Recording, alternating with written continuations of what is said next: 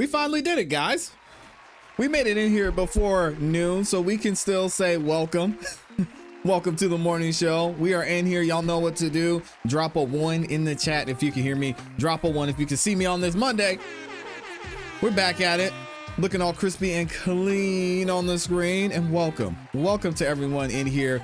Welcome to another YouTube live stream and another episode of the ClassE Morning Show, the ClassE Barely Morning Show. I'm your host, ClassE at patreon.com/ClassEbeats. By the way, you can check out the Patreon with the link in the description as well as in the pinned comment in the chat. We got some interesting stuff today. Y'all know we were talking about what's going on in Jacksonville, and we've got another story we're going to get into. If you haven't heard about this trial, we talked about it a little bit in the past. We're going to get into the Ksoo, the Hakeem Robinson trial. It's a murder trial, and this story is absolutely wild. So we're going to talk about that. We may get into Bryan Kohberger today. I know there's been a lot of back and forth about Bryan Kohberger's ability to appeal and the possibility of that. We're going to talk about his constitutional rights and what's going on there. But before I get into it, I got to say what's up to the people, man.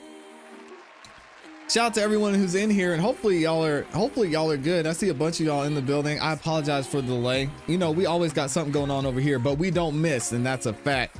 We have got, of course, y'all know my awesome, amazing Amy is in here to start the day. Les Cleaver's in the building. We got Jay Buckmaster. Taco Tuesday is in here. We got Slim Life New Jersey. We got Kelly Berg in the building. A Fitz, Wendy W up in here. In Blues in the building. We got Trisha in here as well. Good to see all of y'all. Who else did I see? I saw so many members. Shout out to the members in here. Appreciate y'all being here, consistently supporting, consistently showing love. You know, I do not ask for much on this channel, but I do ask one thing from y'all, and that's that you like the video. Likes are free. All right, let me make sure we're good over here. Likes are free. It helps the channel continue to grow. It lets the algorithm know you guys are enjoying the show, and it shares the video and this channel and our future live streams and videos out with more people. So if you could, please take a second and like the video. It's free, and it takes less than a second if we were being honest. Thank you to everyone who's done that. Over 500 of you have liked the video so far. Appreciate all of y'all for that. Also, if you're feeling extra generous, you can share the video out as well. You'll see a little arrow with the curve next to it, or you'll see a button that says share. You can share out the live stream on X, on Facebook, on Instagram, anywhere you are. You can even share it into your group chat. So I know some of y'all are in group chats as well. Share it over there. Let them know where you're going to be hanging out for the next couple hours every weekday right here on the ClassE Morning Show. If you're feeling generous, thank you to so many of you that do that. And last but not least, I have to say thank you to everyone who goes the extra mile and sends in some super chats. So big shout out to my guy Les Cleaver with the first super chat of the day. And I know we got a couple over on PayPal. I'll be getting to those in a second as well. Les Cleaver says, happy Monday. You all hope all had a great weekend. I'm off today. Oh, look at Les. I'm off today, but have a wellness physical, so I'll be in as soon as I can or by phone. God bless you all, and smile. God loves you. Amen. He does. God loves you. Jesus loves you. Keep spreading the good word. Les, I'm glad you're taking some time to focus on your health. You're taking the day off because Les, y'all know, one of the hardest working people in this community. Thank you, sir. We got Slim Life with the 10 bomb as well. And she also sent Amy something over on, was it? I'm not going to say where it was, but Amy let me know that you sent something, Slim Life. So she says thank you as well. Slim Life with the 10 bomb says, good morning, ClassE, Amy, and my CEB family. I hope everyone had a blessed day. Work hard, stay humble, and be kind. God is good all the time, and all the time, God is good. Amen. Amy said you sent it on Venmo. Thank you, Slim Life. And she says, best host, best channel. Welcome everyone that's new. Shout out to Slim Life, always showing up consistently and supporting. I appreciate you as well. And thank you for showing love to Amy over on the Venmo. So thank you, thank you, thank you. We got Kelly Bergen here with the 5 bomb says, good morning and happy Monday from Wisconsin over there. Blessed to be here another day. Have a beautiful day all. Man, look at the love that is shown in here. I appreciate every one of y'all that are showing major love. Thank you, Kelly. And hopefully you have a beautiful day as well. Shout out to Wisconsin. All right. We've got Trisha in here has been a member for 7 months. Oh my goodness. She says, happy Monday, ClassE, Amy, and CEB family. Everyone enjoyed this beautiful day. Y'all are feeling good on this Monday. How's everybody doing? What were y'all getting into over the weekend? I love this message from Kelly. I love this message from Trisha. Every day is a beautiful day. And that's why I played that song at the beginning of the show. Today's a good day. Happy to be grateful for it. Because, man, you know, we've all seen some bad days, I'm sure. And every day we can have a good time focusing on what's going on in our own lives, sharing some great interactions in the chat and the people on the internet and in person. It's great, man. I love it. And I'm so thankful for y'all, too. So thank you to everyone that's in here, always showing love. Let me see. Oh, I almost missed this one. Hold on. I think this is In Blue over on the PayPal, too. PayPal, boy. In Blue says, offering something positive on my days. Thank you. Shout out to In Blue. Thank you so much. And Amy saying thank you to Slim Life in the house as well. And what also does Amy say? She's always got a good word. It says, you may not see it yet, but every step you're taking, even the quiet, unseen ones, are building something beautiful. Don't quit. You're closer to the breakthrough than you think. Shout out to Amy. Big shout out to In Blue over on the PayPal. Dropping the 10 bomb as well. Stephen Cowley says, I did a whole lot of nothing this weekend and I had loved it. Sometimes it's nice to do that on the weekend, so I do not blame you at all. Nosy Rosie's in here. Good morning. Good to see you. Les Cleaver said, I got the lawn mowed, front and back looks good. Okay, go ahead, Les. I'm going to change out a light fixture for the front porch. It died, but I'm doing good for the most part. Relaxing weekend. Stay cool. Les, you deserve it, man. Always out there putting in the work. Good to see y'all in here. All right. I know you guys are ready to get into the content before lunchtime. So let me go ahead and I need to actually do what I asked y'all to do and share out this video over on X. Okay. So we're good there. And we'll go ahead and get into our first topic because it's about to get crazy. So a lot of you were here when we were talking about what was going on with Julio Fulio and the beef that was happening back and forth in Jacksonville between Julio Fulio, rest in peace, and Youngin Ace. Julio Fulio was tragically murdered on his birthday, y'all. Shortly after that, a rapper he's had beef with for a long time came out, made a music video, and dropped the song basically celebrating Julio Fulio's death. Now, there have been a lot of people who were tied to that situation. One of the people we're going to talk about and who we're going to see in court and is on trial right now for murder is Hakeem Ksoo Robinson. So what I'm going to do is I'm going to give you guys a background about this case, let you know what's going on, see what happened, some of the drama that happened leading up to this case, and then we're actually going to jump into day one and look at opening statements. So check this out from First Coast News. 11 tonight, Jacksonville rapper Ksoo has now been indicted by a grand jury on first-degree murder charges in 2 separate shootings.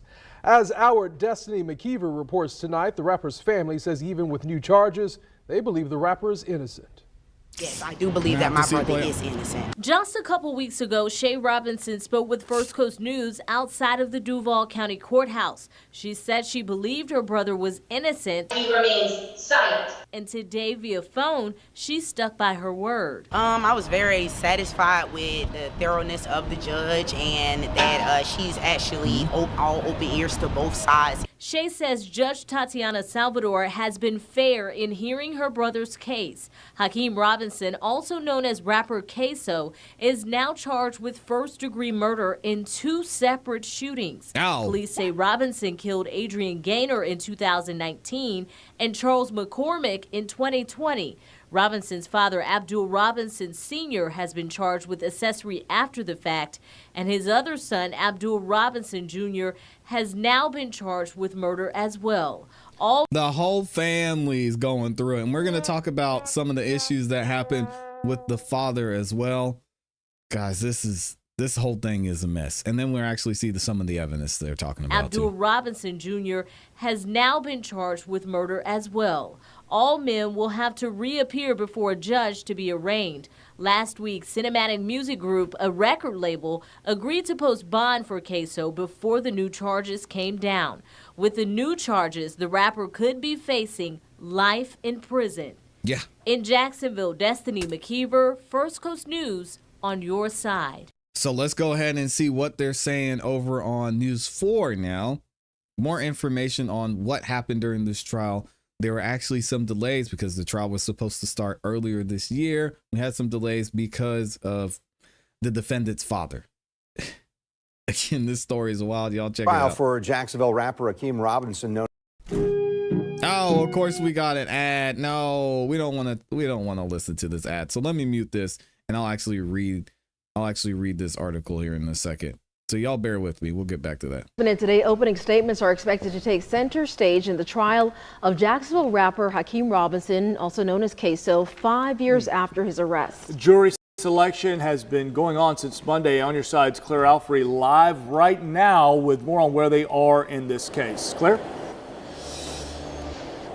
That's right, Keith and Lou, good morning. And this trial will decide the fate of Hakeem Robinson, rapper known as Ksoo, as he will face opening statements today after a week long of jury selection over the death of Charles McCormick back in 2020. And Robinson's own father plans to testify against him as a part of a plea deal. Now, yes, you heard that right. A young man's father is testifying against him to get a plea deal for himself.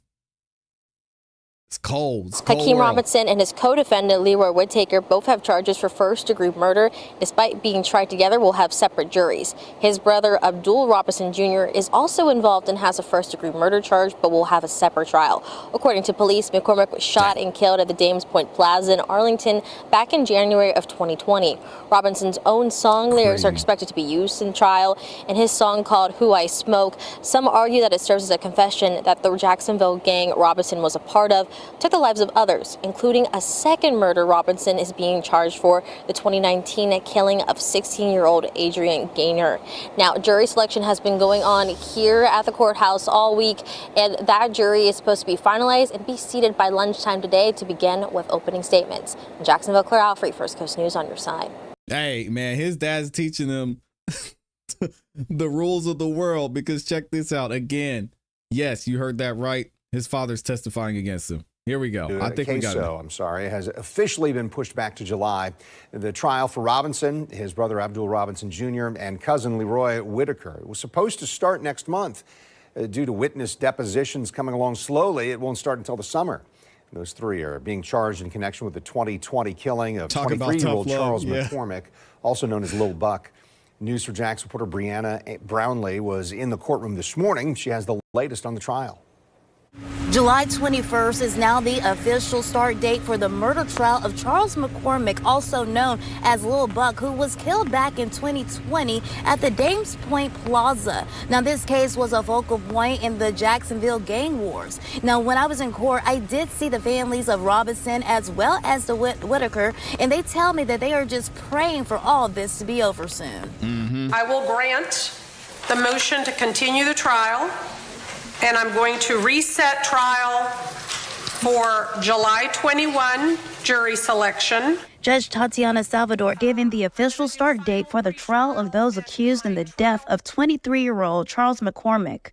Co-defendants Hakeem Robinson, Abdul Robinson Jr., and Leroy Whittaker were all in court Wednesday morning. सुर में गाना सीखिए Padhanisa app के साथ. And of course, we got more ads on this. I apologize, guys. We'll skip As that. we previously reported, during last week's pretrial, the state and defense made an unexpected announcement of wanting to push the trial back due to not having all the witness depositions completed in time for a March start date. Judge Salvador expressed frustration with the delay, stating that the attorneys had 5 years to prepare, which is why she said a date had to be confirmed for Wednesday's hearing. The killing of McCormick was a focal point in the gang wars in Jacksonville between several rap factions, including the ATKs, KTAs, and NHGs. Robinson is accused of being the shooter. At the time, the trio, along with Dominique Bonner, also known as Butta, and Hakeem and Abdul Jr.'s father, Abdul Robinson Sr., were also arrested. However, court documents state that Bonner was caught confessing to an informant on a wire while in custody. The state offered him a plea deal. Wild, According guys. to court documents, Bonner confessed to driving the car the day McCormick was killed and said Hakeem Robinson wanted to kill McCormick for making a diss track against Hakeem's deceased half-brother, Willie Addison. Whole lot of snitches in this one. As for Abdul Robinson Sr., as part of the discovery in this case, you've had an opportunity with your attorney to watch what I'll refer to as a dash cam video, a video that actually recorded the murder of Charles McCormick. Is that correct? Yes, sir. And you've watched that? Yes, sir. he was arrested in connection with the case as an accessory after the fact. The original police report states Robinson Sr. was the one who picked up the group after McCormick was shot. Did you recognize the shooter? Yes, sir. Robinson Sr. was offered to testify against his son and nephew. At last check, Robinson Sr. is still expected to be a witness for the state. Who was the shooter in that video? Hakeem Robinson. Your son, Hakeem Robinson. Yes, sir. Now, July 21st will be the first day of jury selection. Now, after this trial, Hakeem Robinson will still have to stand trial for the murder charges of Adrian Garner, also known as Lil Bibby. Like always, we will keep you updated. Report. He's a shooter, man. Boy, Hakeem is out here being reckless. And you see everybody close to him turned against him. Now, the interesting we've learned multiple times before about the law is even if you're the getaway driver, which it's alleging that the father is in this case, you can still face the same amount of time as the person who pulled the trigger. It's a mess. But that's probably what's happening here. The father's going to say, oh man, hey, I didn't know they were doing all that. Doesn't matter. He shot, you pulled up. They say, hey, come get me. You got him. Better figure it out. So now he wants to testify against his own son. It gets crazier. We're going to hear from some star witnesses later on throughout the covering of this trial. But let me know what y'all think about this. Whole thing is a mess. We're going to get into day one and opening statements here shortly. Make sure you check it out and let me know what you think in the comments. Wow. Can you imagine your own dad testifying against you? Amy's in here. Y'all know what time it is. Showing major love before we get started with the trial coverage. Gifting 5 memberships. If you got a membership from Amy, make sure you say thank you. Showing so much love, giving you an opportunity not only to have your name highlighted in that nice green in the chat, but you get access to the members only content we have here on the channel. You also get instant access to any video that we post here on the channel, along with a bunch of other benefits. So welcome to everybody who's a new member in there, and make sure y'all say thank you to Amy. All right, let's give her another round of applause. She does it all. If you haven't yet, again, I'm going to beg, I'm going to ask, y'all like the video. Likes are free. It takes less than a second. So please, please, please, please, please take a second and like the video. All right. Who is doing the most snitches, Dallas or Memphis? Jacksonville's up right now. So we got to say Florida. Man, that's tough. I cannot believe this man's own father is finna testify against him, as they would say. Let's go ahead and get into opening statements. I'll update this. It's not funny, but man, I can't imagine how you would feel your father testifying against you. Let me see if I can. I'm gonna actually do it this way. I don't want to say Hakeem Robinson because nobody probably knows who that is. So we'll say rapper Ksoo. Trial day 1. Here we go. Opening statements. I don't think I can fit statements in there. We'll see. There we go. We made it work. If y'all are ready for it, we're going to get into it. Let me see what y'all said. My comment is, hey, come and get me. I didn't tell you what I did. I just need a ride. Does this qualify? Is still responsible? I often juggle that. You getaway driver, they're going to get you. Even Kohberger's parents didn't snitch. It's true. Atlanta's still the most snitches because Woody is a lifelong snitch. Yes, Woody is the king snitcher. I mean, it's amazing how much that man was taken care of and the deal he got. But he got locked up allegedly. I wasn't going to get into that drama because I don't know if it's true, but apparently Woody got arrested for something. So we'll see what happens there. All right. If y'all are ready, we're going to go ahead and get into it. So as I mentioned before, we're going to look into and possibly cover this Ksoo Hakeem Robinson murder trial. He's on the stand. He's defending himself against these murder accusations. It's one murder in this case, and then he's going to face another murder accusation indictment in another case.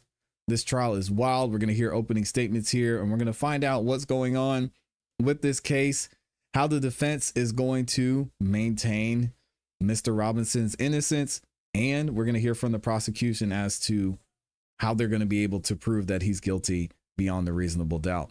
Here we go. Now, y'all bear with me. The sound is a little crazy from this court coverage. It gets better as it goes along, so just bear with me there.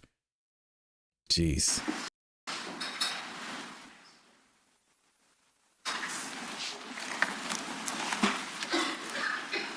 We've got the defense up first, I believe. Or, I'm sorry. Looks like the prosecution's going first. May it please the court? Yes. Counsel.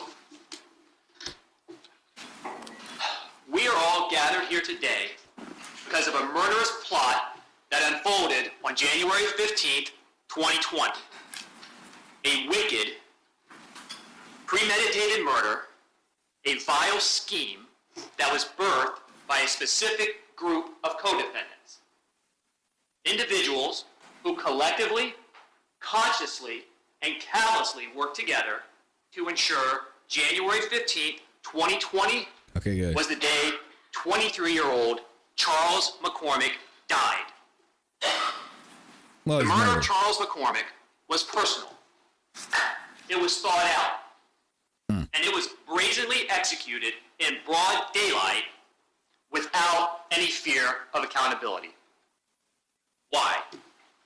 Why did this group of co-defendants think they could exert such violence with impunity? The answer to that question comes down specifically to who was involved. Because this was not just any group of co-defendants. This was not a group of strangers. This was a group of individuals who knew one another, were close to one another, that were family.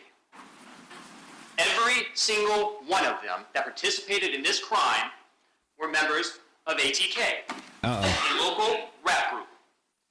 All but one of them were related by blood. This was a crime committed by family.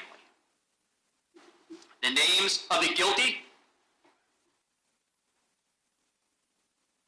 Hakeem Robinson, who's sitting right here, whose nickname is Keemy to his family, Ksoo, his rap name,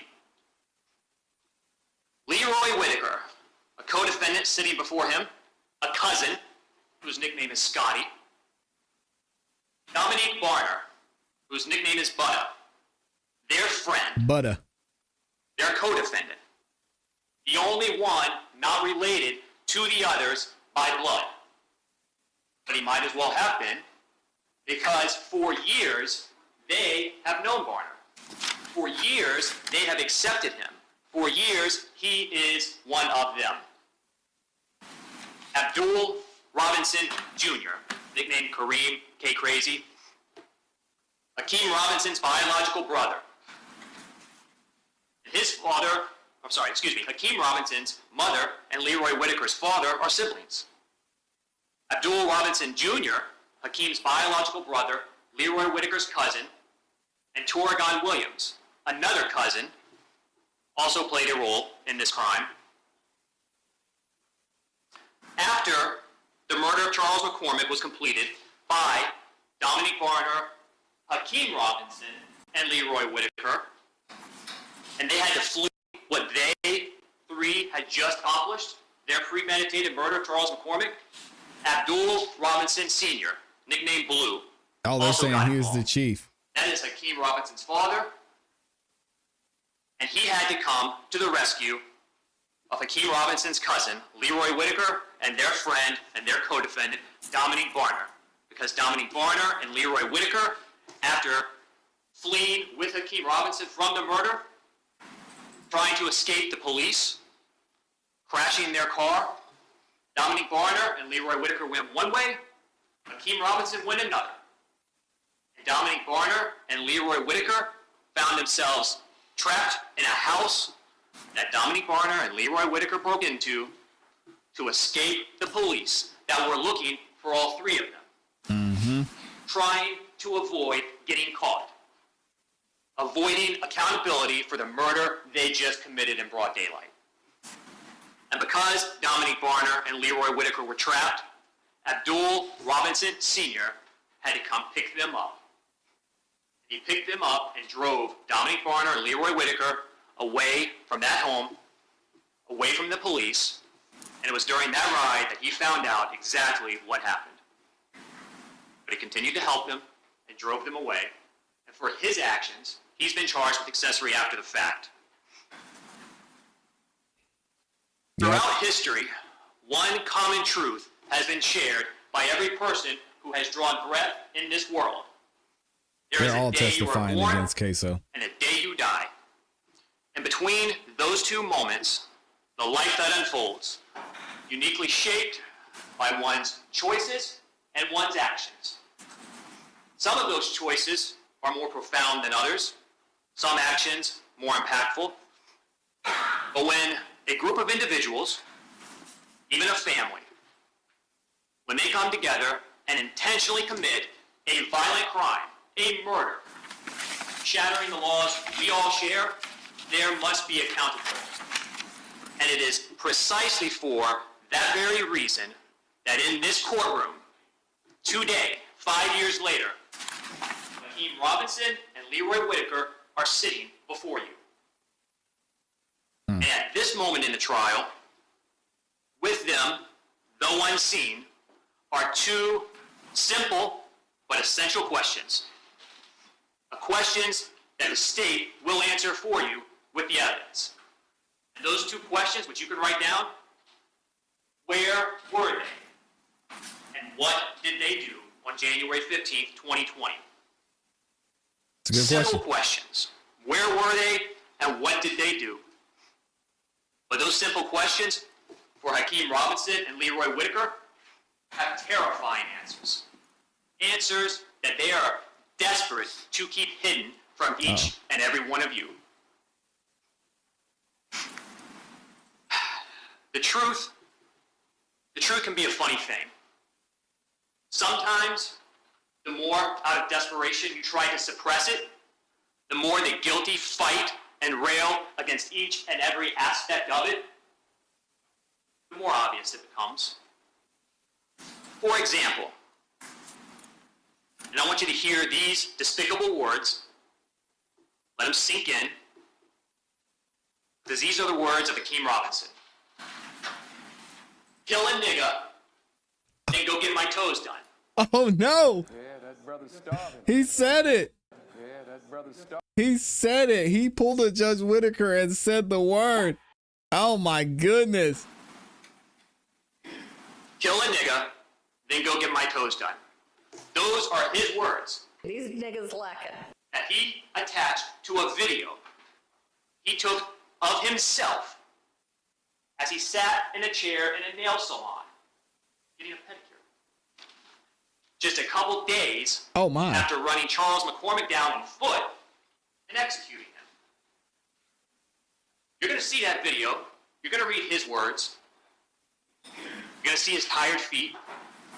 And when you look at that video, when you see him, when you see his words telling you what he did, believe him. And let that image, his answer to both of you, all of you, about what he did, sear your collective memories. On January 15th of 2020, these two co-defendants, they shared a motive, they shared a goal, and for their deeds, they will forever share guilt. What was their undoing? What has brought them here before all of you today? Simply, the combination of arrogance, mistakes, and bad luck. For justice's sake, thankfully, the murder of Charles McCormick was captured on video. Oh no. Thankfully, these two co-defendants in particular left a trail of overwhelming and inescapable evidence in their violent, chaotic wake. Evidence that is much like an avalanche, quickly gaining momentum until that evidence ultimately and unavoidably catches up and buries all doubt in this case. Here we go. So what kind of evidence are you going to hear? Are you going to see? Evidence in virtually every form imaginable. You're going to see evidence, you're going to hear evidence directly related to the motive in this case, because it was a personal motive, and we'll talk about that in a moment. You're going to see the video of the murder, and that video is a powerful piece of evidence, because not only does it capture the murder, it also captures the vehicle that was used by Dominique Barner, Hakeem Robinson, and Leroy Whitaker when they committed this crime, a stolen Nissan Altima. And you will see that vehicle on video. And there will be no doubt that that vehicle was occupied by the people who committed this crime. And that vehicle was collected, well, evidence inside it was collected immediately after this crime, immediately after they fled from committing the murder from the police. And that car crashed. And inside it, amongst the items that were collected, DNA evidence. Oh, no. DNA evidence for Leroy Whitaker and Hakeem Robinson. Fingerprint evidence for Hakeem Robinson. DNA fingerprints forever tethering them to that car, to their crimes. You will also see on that video of the murder exactly what the shooter was wearing. And I want you to pay particular attention to it, because this is a video, not a still photograph. You'll get to see the whole thing. And you will see that the shooter was wearing a two-tone hoodie, gray chest, dark black arms, black hoodie pulled up over his head. And I want you to take note of that, because you will see that same hoodie in photographs and videos wrapped around Hakeem Robinson's guilty body. You will see the distinct firearm that he carried when he committed that murder, when he pulled the trigger. And you will see that same firearm in another video in Hakeem Robinson's hands. Not for entertainment. He used it for murder on January 15, 2020. You also will be presented with call records showing communication amongst these co-defendants and cell site location information, placing Leroy Whitaker, placing Hakeem Robinson where they should not have been, placing them where the guilty.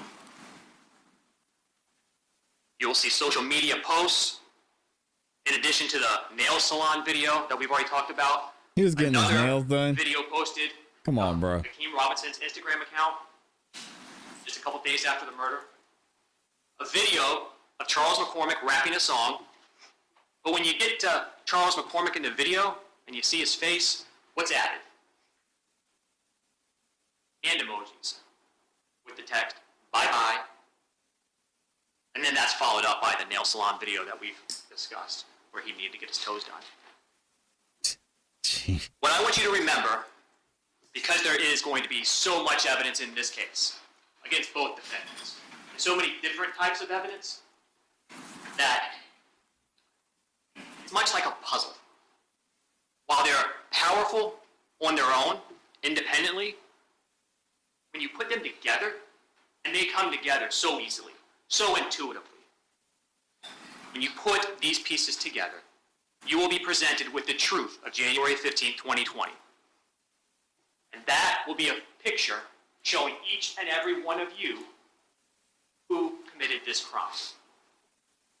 And what will be staring back at you will be the crystal clear pictures of Hakeem Robinson and Leroy Whitaker, just as clear as if you were to turn your gaze over there at this very moment. One of the key pieces of evidence that exists, as I have said, is the video recording of this murder. That video recording exists Because Victor Kruger, a citizen, has nothing to do with this, just happened to have a dash cam in his truck, and just happened to be parked at the right place at the right time. That video is completely independent, wholly unbiased, and incapable of lying. It just captured what happened in high definition for each and every one of you to see. And so, when you watch that video, I want you to trust your eyes. Because again, it's not a single photo, it is a video that shows in detail as Hakeem Robinson, who is the shooter in this case, tracked Charles McCormick down on foot and executed him. Now, that video, essentially it's going to be a time machine, transporting each and every one of you individually and collectively back 5 years. That's how long ago this was. 5 years. 2020. Placing you in the position Victor Kruger found himself when he witnessed Charles McCormick's final terror-filled seconds on this earth. But you will get to watch that video from the safety of this courtroom. And I want to be very clear. This is a crime that happened 5 years ago, so when you watch that video, you're going to see the shooter looked like 5 years ago. Not today. It doesn't matter. It was 5 years ago. Scam. This video is going to be very, very powerful, and I want you to pay attention to it, but I do want to be clear about one thing. Based on the location of the camera, it does not capture the shooter's face. Just didn't. But it's okay, it didn't have to. It captured more than enough detail that video, along with all of the other evidence in this case, will make it crystal clear that that individual was Hakeem Robinson. We'll see. I don't expect that there will be any debate that what happened to Charles McCormick on that video is anything other than first-degree murder. I don't believe that will be a debate. The only question in this case for you to decide who's responsible. That is it. Bringing us back to those two very simple questions. Where were they and what did they do? What was the motive? Why did this crime take place? To fully understand that, why the crime took place, and the significance of the day, you have to know what happened exactly 1 year prior, on January 15th, 2019. On January 15th, 2019, Willie Addison, whose rap name is Boss Goon, was in a vehicle with family when shots rang out. Willie Addison was struck and ultimately died as a result of his injuries. But he wasn't the only one in the vehicle. Also inside the vehicle on January 15, 2019, Abdul Robinson Sr., Hakeem's father, because you see, Willie Addison was Abdul Robinson Sr.'s stepson. He raised him as his own son. Willie Addison, Hakeem Robinson's brother. Also in that vehicle, Abdul Robinson Jr., Hakeem's other brother, Leroy Whitaker's cousin, and Abdul Robinson Jr. was struck in the head. He survived, but he suffered lasting effects that would prevent him from running down his target a year later, physical limitations that Hakeem Robinson and Leroy Whitaker did not share. Also in the vehicle, Torgon Williams, their cousin, and a couple of others. And while it is true that neither Hakeem Robinson, Leroy Whitaker, or Dominique Barnum were in the car when those shots rang out on January 15, 2019, it didn't matter, because it was still their family in that car. It was their family whose blood was spilled. Physical injuries sometimes can heal. Physical pain can diminish, but memories of vendetta, well, that lasts someone's lifetime. Now, I want to be very, very clear. Charles McCormick was not involved in the shooting of Willie Addison or anyone else in that vehicle. He wasn't involved. Charles McCormick's sin, what made him a target, was that he was affiliated with people who were part of another local rap group, 6 Block. And 6 Block and ATK are rivals. They don't like each other. They hate each other. And one of the traditions of both groups is producing rap music, drill rap, diss songs, songs that make fun of or talk disrespectfully about members of their ops, the other group, who have been shot and killed. So following that tradition, Charles McCormick in 2019 put out a song, and that song referenced the shooting of Willie Addison. Dummy. And as you can imagine, that is not something that either Hakeem Robinson, Leroy Whitaker, or their family were happy about. So Charles McCormick became a target, an easy target. He's the ops. This was about sending a message. Because not only was it personal, but it's about respect. And we aren't going to let our ops sing songs like that, not about our family. That is why Charles McCormick was targeted. So on January 15, 2020, same thing with Folio. 1 year anniversary, Willie Addison's death, Charles McCormick walked out of his apartment on Atlantic Boulevard, made his way to his car, and then drove to Express Employment, a temp agency located on the Merrill Road Shopping Plaza. And he went there because he had just been selected for a new job. Charles McCormick needed to get the details to start that new job. But when he drove there, he had no idea that in a Nissan Altima, he was being stalked by Hakeem Robinson, Leroy Whitaker, and their good friend Dominique Barner, who was driving both of them, pursuing Charles McCormick from his apartment complex all the way up to the Merrill Road Shopping Plaza. And they pulled in, and they saw that Charles McCormick parked his car and had walked into Express Employment. So what did they do? They waited. Hakeem Robinson with his X-Star model rifle, Leroy Whitaker with his AR-15 rifle, both loaded, rounds chambered, ready to fire. Because the plan at that point was when Charles McCormick walks out, Hakeem Robinson, Leroy Whitaker will jump out of that stolen Nissan Altima, Yeah, Butta's testifying their against him. rifles, and gun him down. And Dominique Barner, their friend, will pick them up and drive them out of there. But they had to wait. And they had to wait. And as they waited, Dominique Barner decided it was better to reposition their vehicle. And so he was actually able to drive over to where Charles McCormick parked and pulled into a parking space behind Charles McCormick's car and just over to the left. And that is where they waited. And then, just around 11 a.m. that morning, a Wednesday morning, Charles McCormick finished inside. He got a red folder with the paperwork and the details so he could start his new job. And with that red folder in his hand, he said his goodbyes.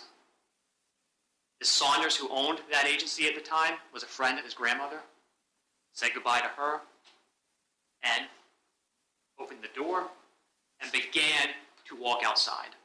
When Charles McCormick did that, all he had in his hand was that red folder, and that red folder represented the promise of employment and the hope of a future. They took it away. False hope. He began to take his fateful steps towards the parking lot, not knowing who and what was waiting for him. So, for a few seconds, the bright light of the morning sun warmed his skin, saturated his eyes, and fresh air filled his optimistic lungs. For a few seconds, Charles had no idea he would never get to start that new job. There would be no more birthdays to celebrate. He wouldn't see or talk to his mother again. He had no idea there were seconds left to believe in a tomorrow, seconds left in his young life. And then, in an instant, that all changed. Because Hakeem Robinson got excited and jumped out of that Nissan Altima early. He didn't wait for Charles McCormick to make it back to his car, where he was going to then hop out and shoot him so he could easily drive away. Couldn't wait, he got too excited. And so he hopped out early and chased Charles McCormick down on foot. And when he got out of that car, you will see in the video, again, two-tone hoodie, gray chest, dark black arms, dark hood pulled up over his head, not out of shame, but an attempt to conceal as much of his recognizable face as possible.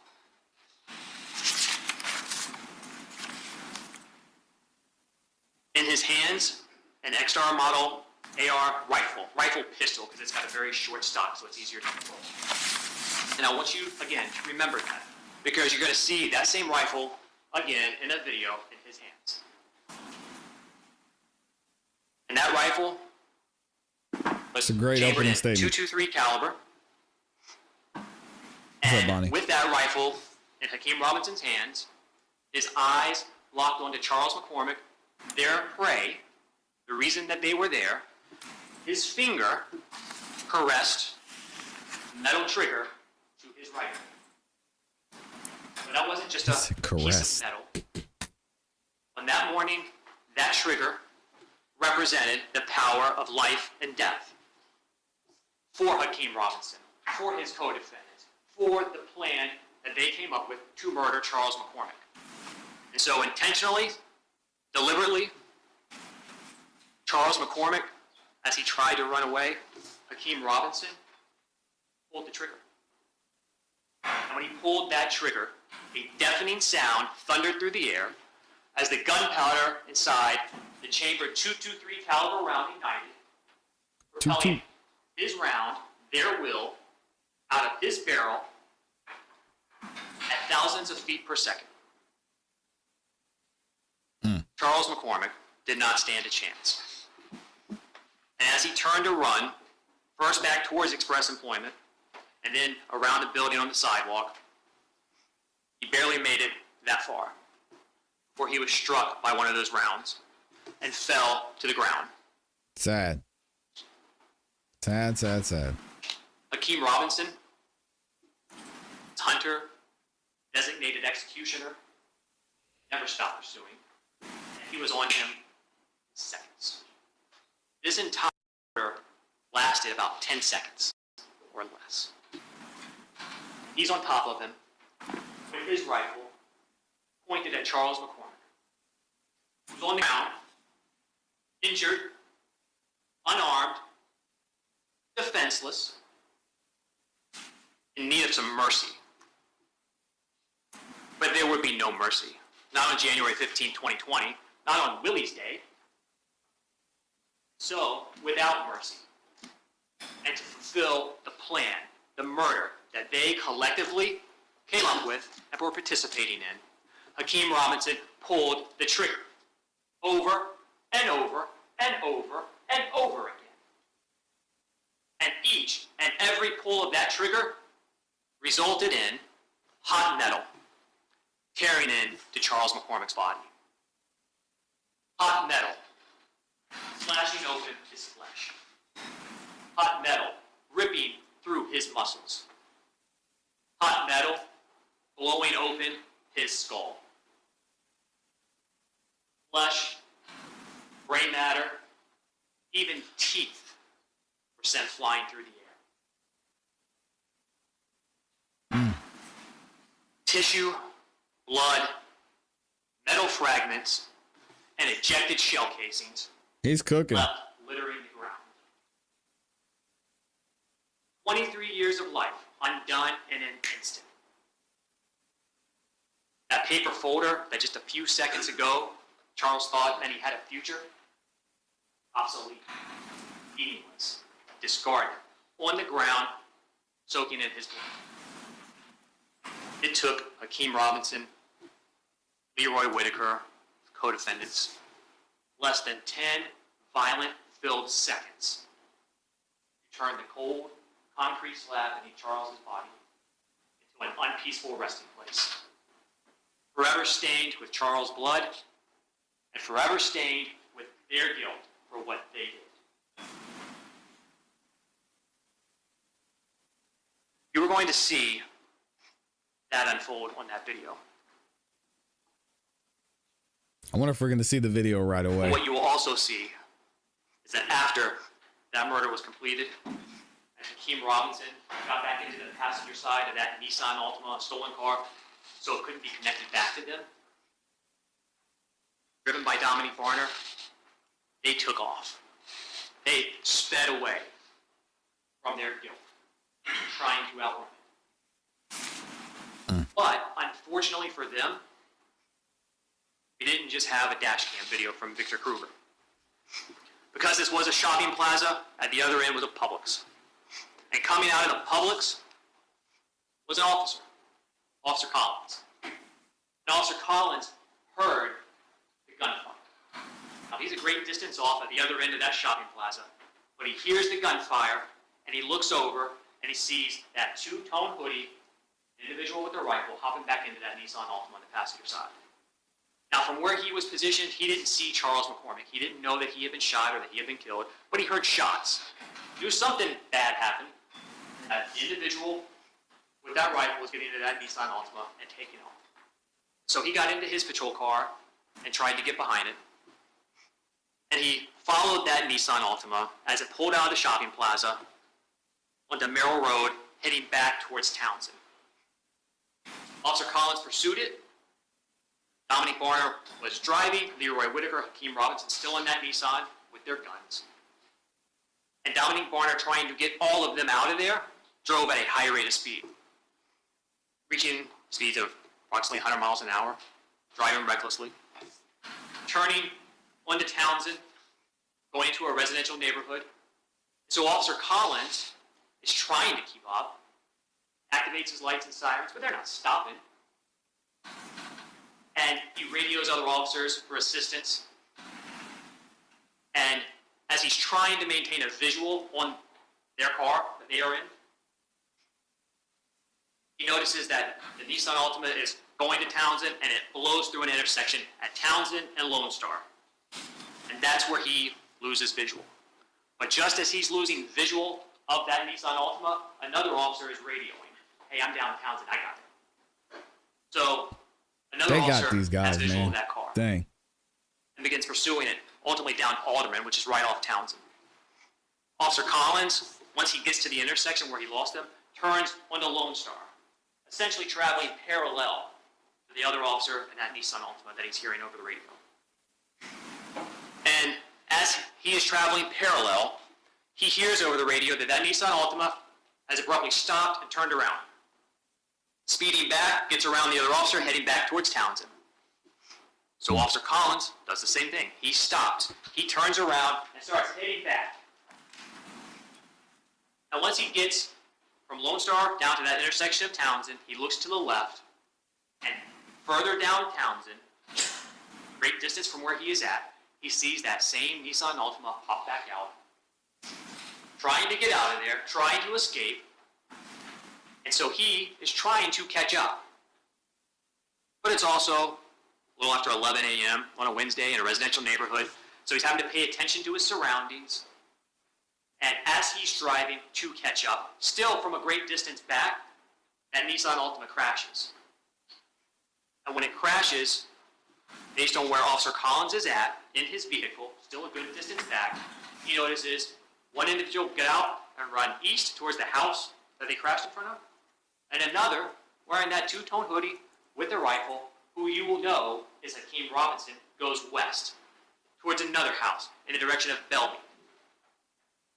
So Officer Collins continues to drive, eventually making it up to that area where he stops his car, gets out, draws his weapon, because he's going to go after the person who had the rifle.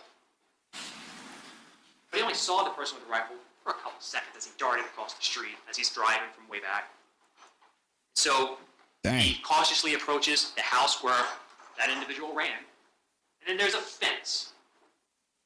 And when he gets to the fence, he sees for about a second that individual in the two-tone hoodie clearing the backyard fence. Never sees him again. Doesn't get close to him.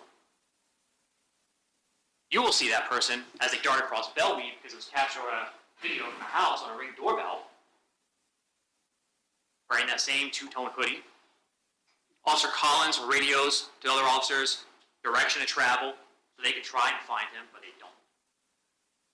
And he goes back to that Nissan Altima to secure it, make sure any evidence inside it could be collected. Based on where he was at when that Nissan crashed, he completely missed that there was a third person in the car. But we know that there are 3 people in the car, based on many different types of evidence that you will see in this trial. But one is video surveillance. Because just as the shooter, Hakeem Robinson, is running across Bellmead, west, another house, east, is video surveillance of 2 individuals running through the backyard. And those 2 individuals, you will come to know, based on the evidence, are Leroy Whitaker and Dominique Barner. They, just like Hakeem Robinson, were desperate to escape what they had done. Unlike Hakeem Robinson, they left their firearms behind in that Nissan Altima. And what happens next doesn't have anything to do really with Hakeem Robinson. It has more to do with Dominique Barner and Leroy Whitaker. Only it shows how desperate all 3 of them were to get away from the murder they were all too willing to commit. Dominique Barner and Leroy Whitaker made their way to the backyard of a home located further down Townsend. 1033 Townsend. A home that 57-year-old Barbara Buckley lived in, along with her husband. But that morning, her husband had gone to work, and she was home alone. So she thought. However, what she did not know in that moment was that Leroy Whitaker and Dominique Barner had made their way into her backyard because the police are in the neighborhood looking for them, looking for all 3 of them.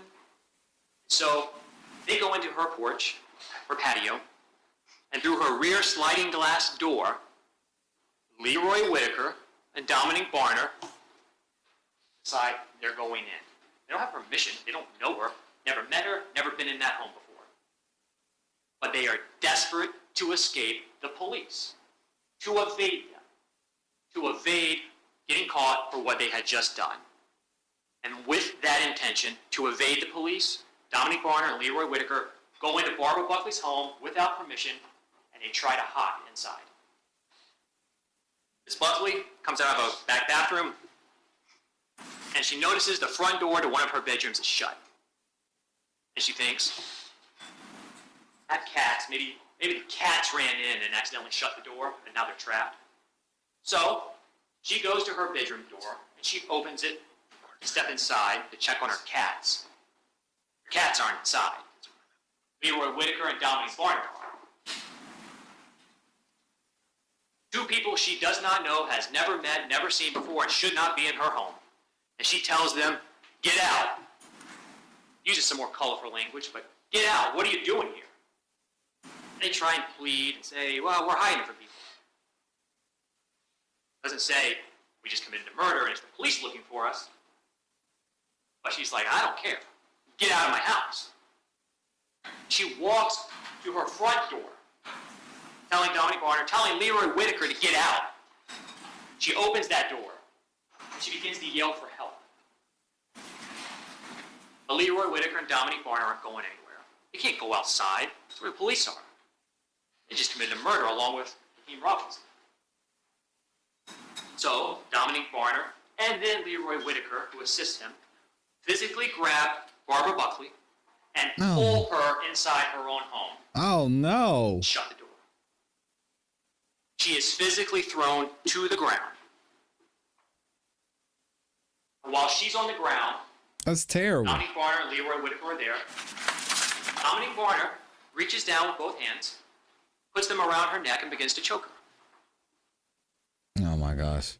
At one point, Leroy Whitaker even asks if Dominique Barner wants him to hurt her. She can't fight back enough to get away. She's trapped in her home, and she complies. And so they then make her sit in her own living room. Dominique Barner takes her phone so she can't call for help. And Leroy Whitaker goes back to that front bedroom where he uses his phone to call for help. Doesn't call Hakeem Robinson. Why would he? He can't help him. He's running west. These guys are garbage. He calls Allegedly. Abdul Robinson Jr., Hakeem's brother. And he asks for help. And you're going to see phone records corroborating that, from Leroy Whitaker to Abdul Robinson Jr., and then also to Abdul Robinson Sr., his father. You're going to see how he sent them pin drops, location information, showing where they were at. Again, they haven't been in that house before. They don't live there. They're not supposed to be there.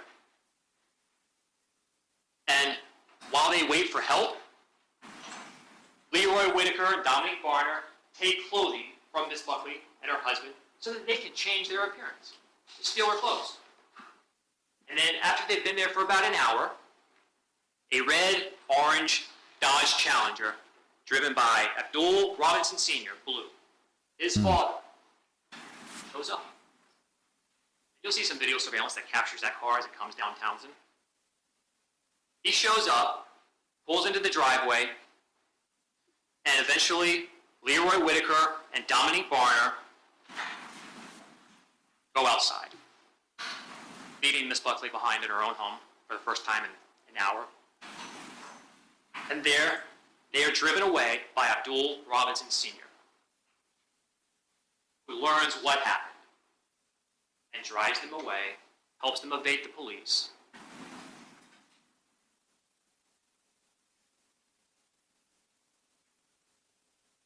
After they drive Leroy Whitaker and Dominique Barner away, Miss Buckley goes outside and, with the help of a neighbor, lifted to her feet. You see, well, she calls 911, but then she also sees an officer down the road. Guys, down the road, there crashed Nissan Altima, the murder car. And she tells the officer what happened to her. The officer tells her she's got to go back and wait at her house. He's sending officers and detectives go. This is a wild story. And they meet with her because, again, they're still looking for the suspects. So they meet with Miss Buckley. She's able to give a very good general description, clothing description that matches the video of the backyard showing Leroy Whitaker and Dominique Barner as they run through it. You can see their clothing. Her description matches those two individuals. She also got a very good look at the arms of Dominique Barner because he had some distinct tattoos on his forearms. And she provides that description to the police. And so, based on her descriptions that day, Dominique Barner is identified as a potential suspect. They put together a photo spread, and they show that photo spread to Miss Buckley. She identifies Dominique Barner, one of the two that came in my house, battered me, stole my phone, my clothing. The other individual, who was Leroy Whitaker, she never got a good look at his face, so she can't identify him. She didn't have to, because he did that for her. Because when Leroy Whitaker went in along with Dominique Barner and grabbed her and pulled her back inside, he left some of himself behind. Essentially a signed confession. 3 little letters, DNA, on Miss Buckley's clothing. A place it had no right to be. That DNA evidence, along with his cell phone records and location information, proved beyond all doubt it was Leroy Whitaker and Dominique Barner that broke into Miss Buckley's home and held her hostage as they tried to escape the police because of the murder they, along with Hakeem Robinson, just committed. Dumb. Also, just down the road in that Nissan Altima, the murder car, some more powerful and unrefutable evidence was discovered. Inside that car that was occupied by the suspects in this case when it crashed, a couple of white shirts. DNA. DNA for Leroy Whitaker, Hakeem Robinson. From the interior swab of the vehicle, mixture of DNA included Hakeem Robinson. DNA in a car it had no right to be in. A car that's not connected to them in any way. Connected to the people who committed this crime. And also in that vehicle, 2 firearms. Now, neither one of the firearms recovered is the murder weapon, because that was carried away in the hands of Hakeem Well, that's Robinson unfortunate. and wasn't caught. But in that vehicle, Or convenient. I don't know they which one. loaded AR-15 in the back, 26 rounds, including 1 round chambered, ready to fire. That was Leroy Whitaker's rifle. He wasn't a spectator in this. He was armed and fully willing and ready to participate, and participate he did, even though he did not pull a trigger. Also, a Glock handgun. And on the slide of that Glock, a fingerprint. Hakeem Robinson's.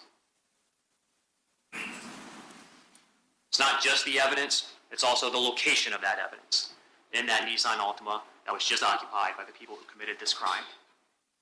Now, you already know how Leroy Whitaker and Dominique Barner got out of there, but what about Hakeem Robinson? How did he escape? Well, based on his path of travel west through Townsend, that neighborhood, I want to hear what the into defense has to say, nature too. preserve. And he went through that little park, nature preserve, and made it out of the other side in an apartment complex on Arlington Expressway. There, he needed a ride. And he was able to relay his location to his brother, Abdul Robinson Jr., who was with their cousin, Torgon Williams, because they both played a role in this crime as well. And at that moment, Abdul Robinson Jr. and Torgon Williams were back at Torgon's house on Dalehurst Drive, just behind the Merrill Road Shopping Plaza, where Torgon lived with his girlfriend of 5 years ago, named Natalie. Now, Natalie was asleep and had no idea what had happened that morning. But Abdul Robinson Jr. did, Torgon did, and they knew he needed help, just as Leroy Whitaker and Dominique Barner needed help. So they woke up Natalie. She was asked to go to that apartment complex and pick him up. She did. She brought him back to their house, where he was reunited with his brother Abdul Robinson Jr. and his cousin Torgon. That will be corroborated by another witness who lived at the apartment complex at the time, who saw a white female in a silver car, matching the description of Natalie and the vehicle she drove over there, driving around the parking lot like she was looking for somebody. And that resident realized Natalie didn't really belong in the area, and she had also gotten an alert on her phone about JSO looking for suspects and a clothing description, including that two-tone hoodie. And as Natalie was out front trying to find him, she heard another person coming through the woods wearing that two-tone hoodie. Oh, no. Now, she didn't get a long enough look to be able to say, I recognize that person. She's not going to be able to identify him. She got a quick glance because when she saw the clothing based on the alert, she got scared and ran back inside. But that was Hakeem Robinson coming out. And Natalie picked him up and drove him back. For Abdul Robinson Jr. Dominique Barner was the first to be identified, first to be arrested, the first to be charged. And when he was initially arrested on January 15th of 2020, that same day, he wasn't completely forthcoming. He didn't walk in to the police and say, you got me, this is what I did, this is what we did, He minimized. He made some statements, but he minimized and didn't say who he was with. But he was charged, and he's going to testify in this case. So when he testifies, he's going to come out the back because he's in a jail uniform, he's in shackles, and you will learn that he has been charged with multiple crimes. That he has pled guilty to multiple crimes. He has pled guilty to second-degree murder for his involvement in driving and taking and participating in the murder of Charles McCormick with Hakeem Robinson and Leroy Whitaker. He's pled guilty. Dang, you pled guilty to burglary with an assault or battery just for to what get the he plea. and Leroy Whitaker did to Miss Buckley, breaking into her home to escape the police and grabbing her and pulling her back inside and holding her there. He's pled guilty to aggravated fleeing and attempting to elude law enforcement. And he has also pled guilty to a separate second-degree murder charge. When he testifies, he does not know what sentence he is going to get because he has not yet been sentenced. But for each and every one of those charges, he's pled guilty to the court, to the judge. And the judge will decide what sentence Dominic Barner gets. All he knows is what he's looking at. And he's looking at up to life in prison. Life, without parole. You can get that. His guideline sentence, which reflects the minimum he should get, absent a legal reason to go below, is 41.8 years, up to life in prison. Now, this cooperation does provide the court with a legal basis that allows the judge to go below 41.8 years, if the judge wants to. Doesn't have to. Entirely up to the judge. He also knows that best case scenario, there is no way he can get anything less than 20 years. Yeah, dad's We're looking at snitching. 20 years, 2 decades, up to life in prison. And even with his cooperation, he can get life. But he's going to tell you what he did. And when he testifies, knowing what he has been charged with, what he has done. The state's not asking that you like him. The state's not asking that you think, I'd be friends with that guy. I'd hang out with him. Though that's exactly what Hakeem Robinson and Leroy Whitaker did, and what they have done for years. They were, they're the same. But what he has to say, because he was involved, is enlightening. But also make no mistake, this case, without Dominic Barner, is proven. It's proven by all the evidence they left behind. It's proven by the DNA, it's proven by the fingerprints, it's proven by call records, it's proven by cell site location information, it's proven by the video of the murder, your own God-given common sense, as well as social media posts, among many other So pieces of use your evidence. common sense. Dang. When Barner testifies, he is going to acknowledge Charles McCormick was targeted because of that song. A song that, by the way, you will see in evidence because it was on Hakeem Robinson's iCloud account. You get to hear it. He's going to confirm that was the motive, that was the reason, that they found out, and Barner played a role in finding out where Charles McCormick lived. And on the morning of January 15, 2020, he calls Abdul Robinson Jr., his brother, Leroy Whitaker's cousin, says he's back. That's going to be confirmed by call records. And then what happens? Dominic Barner gets picked up by Hakeem Robinson, Leroy Whitaker, Abdul Robinson Jr., and they, along with Torgon Williams, eventually all go over to Charles McCormick's apartment complex. It's a lot of With the time, intent, too. one, killing him. Abdul Robinson Jr. and Torgon are in a clean car, a rental, Dodge Journey. Can't be tied back. It's a rental, excuse me. Hakeem Robinson, Leroy Whitaker, and Dominic Barner are in a stolen car, the car that can't be tied back to them. And the role of the clean car is to basically try and make sure they don't get pulled over by the police when they're going where they need to go. So collectively, they go to Charles McCormick's apartment complex. And again, Hakeem Robinson is armed with his rifle, as is Leroy Whitaker. And there, they wait for him. But as they wait, because it takes so long, they get distracted. They miss Charles McCormick when he comes out of his apartment. He's able to make it to his car. Then he's able to drive away from his complex towards the shopping plaza on Merrill Road. And so they pivot. Dominic Barner, Hakeem Robinson, Leroy Whitaker pursue him, stalk him, follow him, all with the intent to end his life. And that's when they make it to that shopping center and ultimately what unfolds, you will witness with your own eyes. What Dominic Barner will add is that when they got to the shopping plaza, What a mess. not only initially was it, again, Leroy Whitaker and Hakeem Robinson that were going to jump out and kill Charles McCormick, but Barner says, I changed the plan. We were too far back. The shopping center is getting busy. So he relocates close to Charles McCormick's car, and the plan then becomes that Hakeem Robinson's going to hop out as soon as Charles makes it back to his car. And while they wait for Charles to exit, Hakeem Robinson does two things. One, using Instagram on his phone, he contacts Raekwon Howard.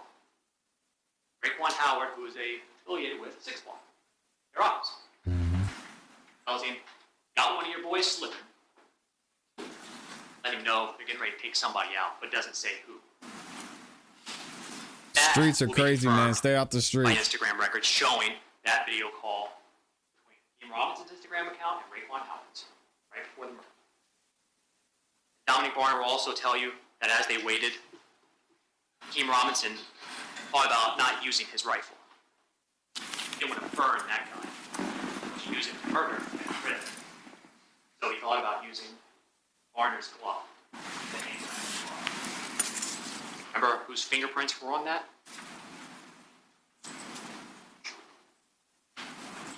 You may not like Dominic Barner. He is a criminal, and he is going to spend decades up to life in prison for what he has done. But because you may not like him, because he is guilty, that does not absolve Hakeem Robinson or Leroy Whitaker of their guilt. It does not change what they did. So when Dominic Barner testifies, he's a criminal. He just won't be the only criminal in this courtroom. Another person you will hear from is Abdul Robinson Sr. family. And when he testifies, you will learn that he has been charged with and pled to 2 different counts of accessory after the fact. One for this case and one for another. Unlike Dominic Barner, there has been a partial negotiation with Abdul Robinson, and the maximum sentence he can get is 20 years. Again, it will be decided by the judge. But he's also in his mid-50s. And he has some health issues. And a sentence of 20 years could take him to his life expectancy. Wow. And he knows when he comes in that he's going to be despised, that he's going to be hated by his family, by Hakeem Robinson, Leroy Whitaker, maybe others in this courtroom.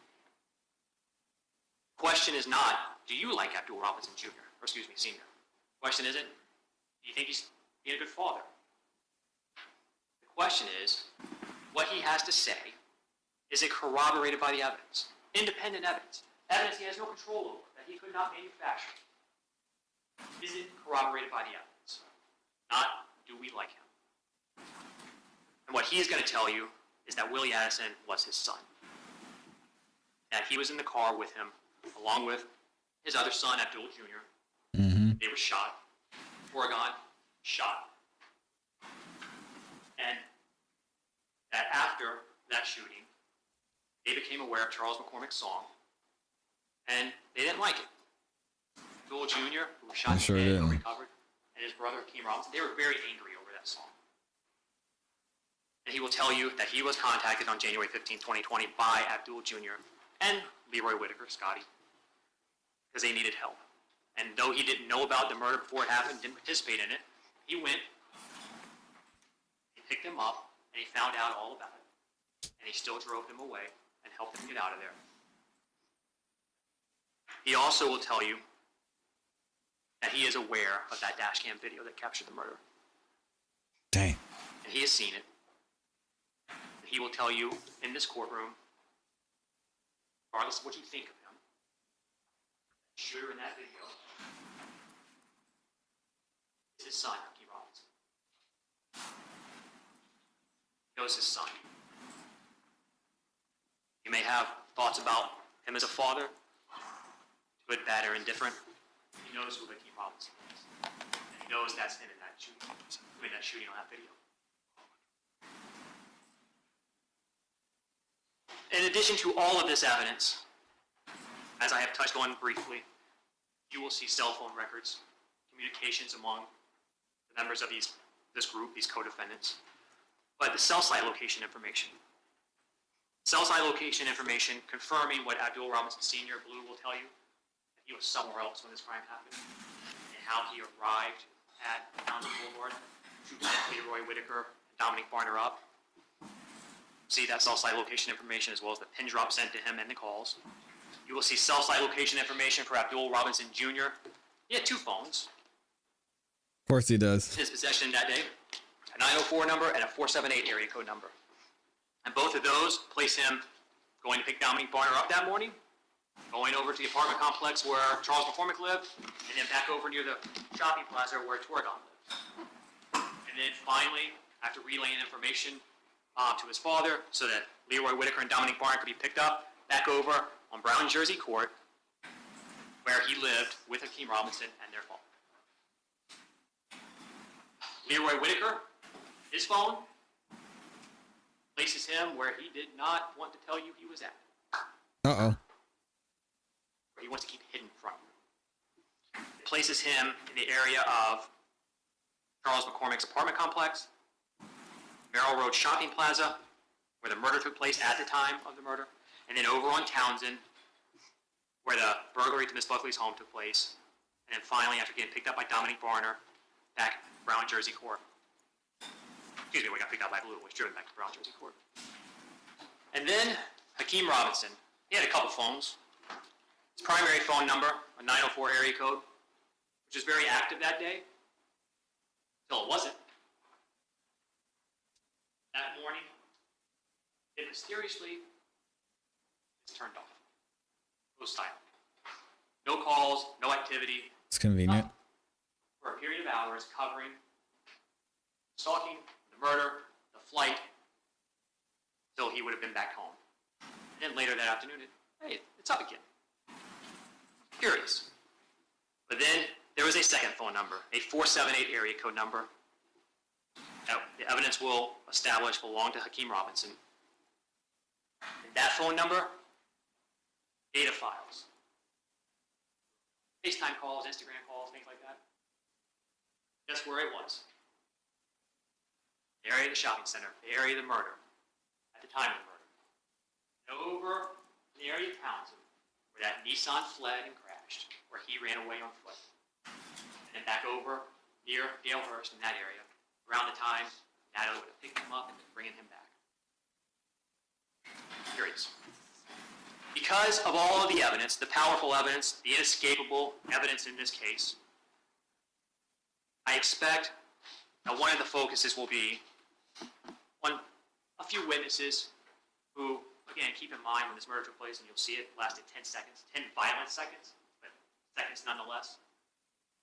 Were some witnesses who, based on how far away they were, their vantage point, how long of a look they got, a number of factors come into play, and you'll have your common sense to evaluate that.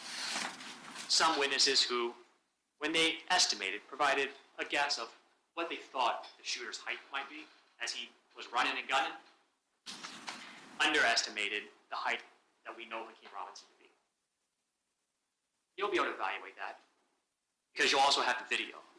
And the video will show what Hakeem Robinson, the shooter, 5 years ago in relation to the victim, Charles McCormick.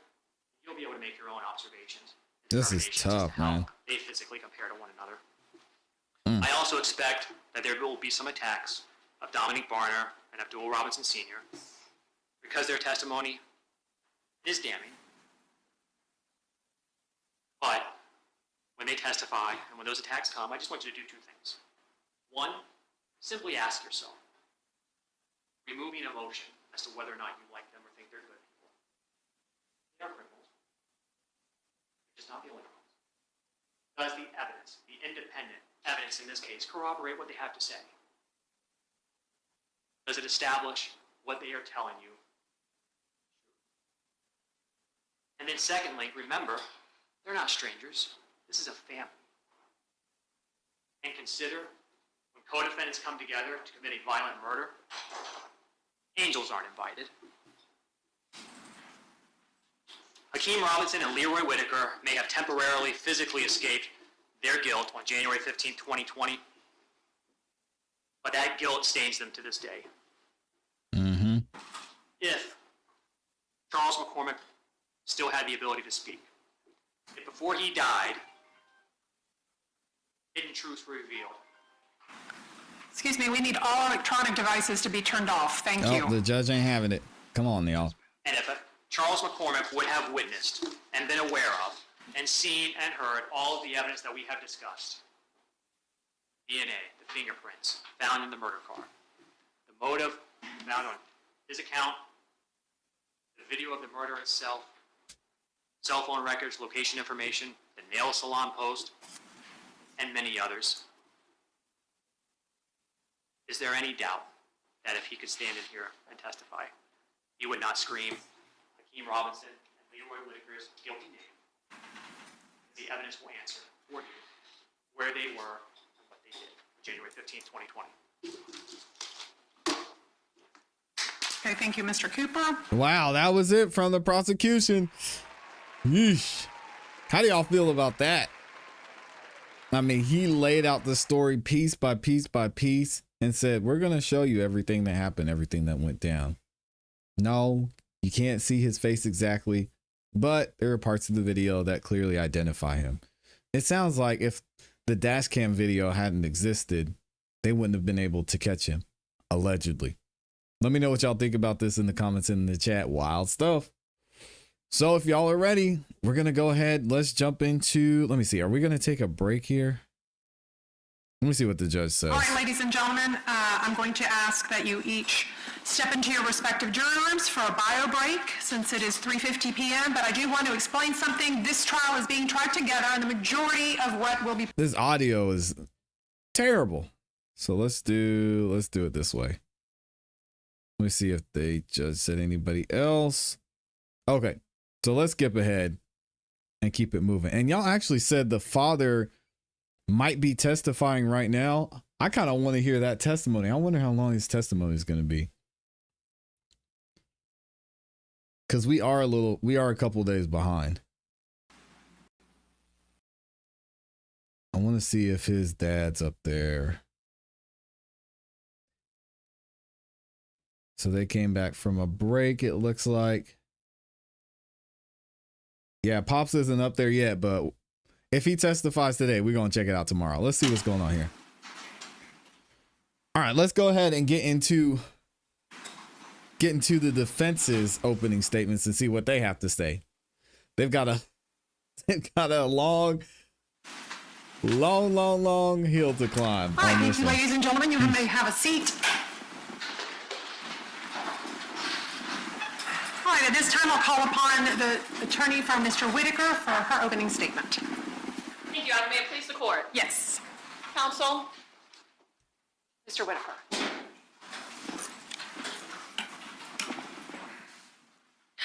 On January 15th of 2020, Charles McCormick was shot in a strip mall by a lone gunman. There will be no question about that. Yeah, the audio is not great. We'll watch the videotape. There will also be no question whatsoever. I see it. Leroy Whitaker did not pull that trigger. Leroy Whitaker had nothing to do with the death of Charles McCormick. That's what the evidence will show. You're gonna watch a video of Charles McCormick being chased down and shot. The shooter, the lone gunman in that video is not Leroy Whitaker. So how are we here? Why are we here? ATK Scotty. In this room, everything changes. See, before we come into this room, the state of Florida has the absolute power, the choice, the prerogative to charge or not charge whoever they want. But once we come in here to our Hall of Justice, they must prove their allegations. They must prove their allegations with actual credible evidence. And I urge you to write right now in the notebooks that were provided to you a little topic I suggest to you.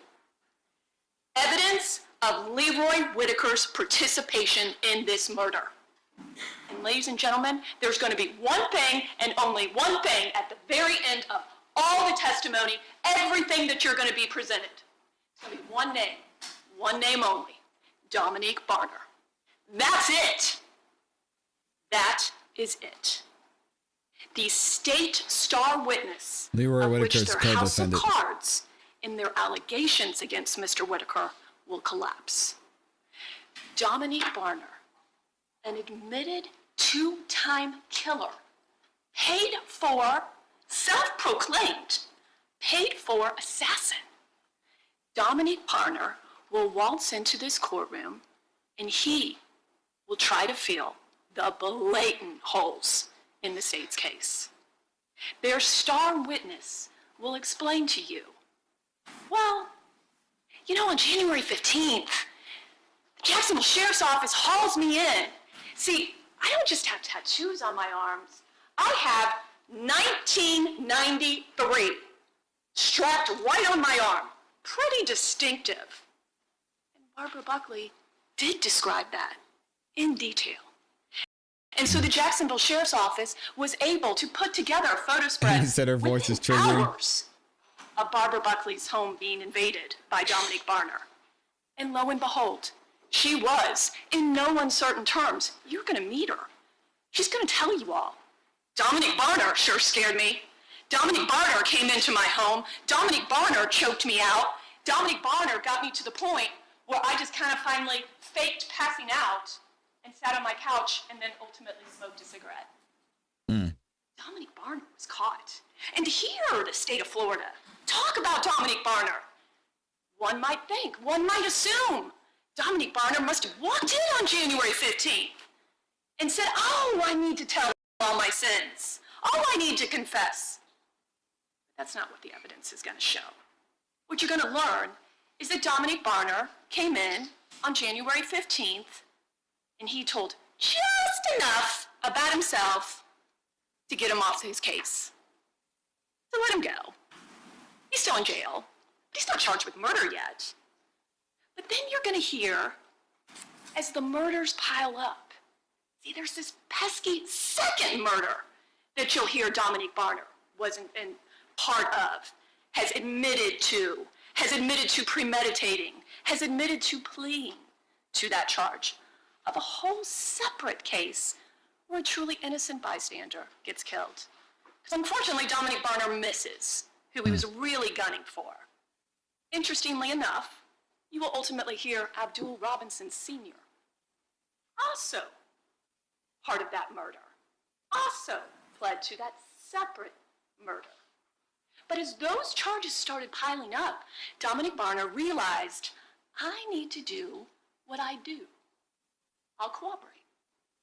See, by the time that Leroy Whitaker and Dominique Barner started spending any time together, Dominique Barner had already gotten his first cooperation against somebody completely different out of the way. Well, Abdul Robinson Sr., same thing. Abdul Robinson Sr. has been cooperating since before Leroy Whitaker was born. That's what the evidence will show. But Dominique Barner will be the one and only piece of evidence the state will even attempt to convince you that Leroy Whitaker had any part in the death of Charles McCormick. The evidence will not be there. You're going to hear from Barbara Buckley, and I'll tell you up front, I think you'll like her. She's feisty. No one pulls anything over her eyes. And she's going to walk in and she's going to honestly talk to you about that morning. How it was just a normal morning, how she sees two people in her house, and she says in very colorful language, get the hell out of my house! Oh, God, why is she yelling? And then was violent with her. And because of that, she was able, in no uncertain terms, with confidence, with 1993 emblazoned on his arm, she picks him out. Dominique Barner did that. The second person, the other person in her home, she can't identify. What will the state try to rely on? Dominique Barner. Dominique Barner and Abdul Robinson Sr. have learned the system. They've learned what to say and how to say it. I urge you, listen carefully as they describe their cooperation agreements. for the 2 murders that Dominique Barner will tell you in no uncertain terms that he thought about, that he wanted to happen, he put into action, and did commit the murder. For 2 human beings being gone, what does he look forward to? Well, he has every hope and expectation of walking amongst us again in 20 short years. No mandatory life imprisonment for Dominique Barner. Dominique Barner, by singing the company line, can look forward to 20 years. That's the state evidence. You're going to hear from DNA experts. And I urge you right now, as I remember from jury selection, some of you had done 23andMe, Ancestry.com. I urge you to listen carefully. You're going to hear words like, well, this unknown profile, well, it's consistent with perhaps Mr. Whitaker, and provide computations to try to explain that to you. It is not, I submit to you, and you'll ultimately evaluate for yourselves, like what was revealed for each of you when you did 23andMe and Ancestry.com. Objection, Judge. In the ground. What's the objection? I'll sustain that objection. What's the objection? I didn't hear You're going it. to hear and see from FBI agent Mr. Corley. And he's going to actually map out for you different phone numbers, and he'll tell you up front, these are approximations of where these phones might have been communicating with towers. And it'll be a lot of convoluted radio waves, all that kind of thing. I couldn't hear it He'll either. try to tell you where he believes these phones were in general terms in Jacksonville. What he won't be able to tell you is who was using those phones or when. And you'll have to listen carefully, and I urge you to do so, for all of the testimony in regards to whose phone is who, and how in the world do we know that person is using it. Yeah, y'all want me to thing go you'll back and see learn what the from objection is? Agent Corley, as well as Jacksonville Sheriff's Office, is that oftentimes they'll get phone records for a month, or maybe even 2 months. Let me see if and I go can figure through out the phones objection. to determine who are these people talking to. Just as a way, an investigative tool, if you will, to determine who's actually using these phones. Ultimately, no such evidence will be presented like that in this case. As will there be people I'm gonna see if I can find it. communicating and like what did occur. You're going to want to happen. Yeah, on I'm not certain sure. Terms. I'm not sure what the objection Thought is. about, that he wanted to happen, he put into action.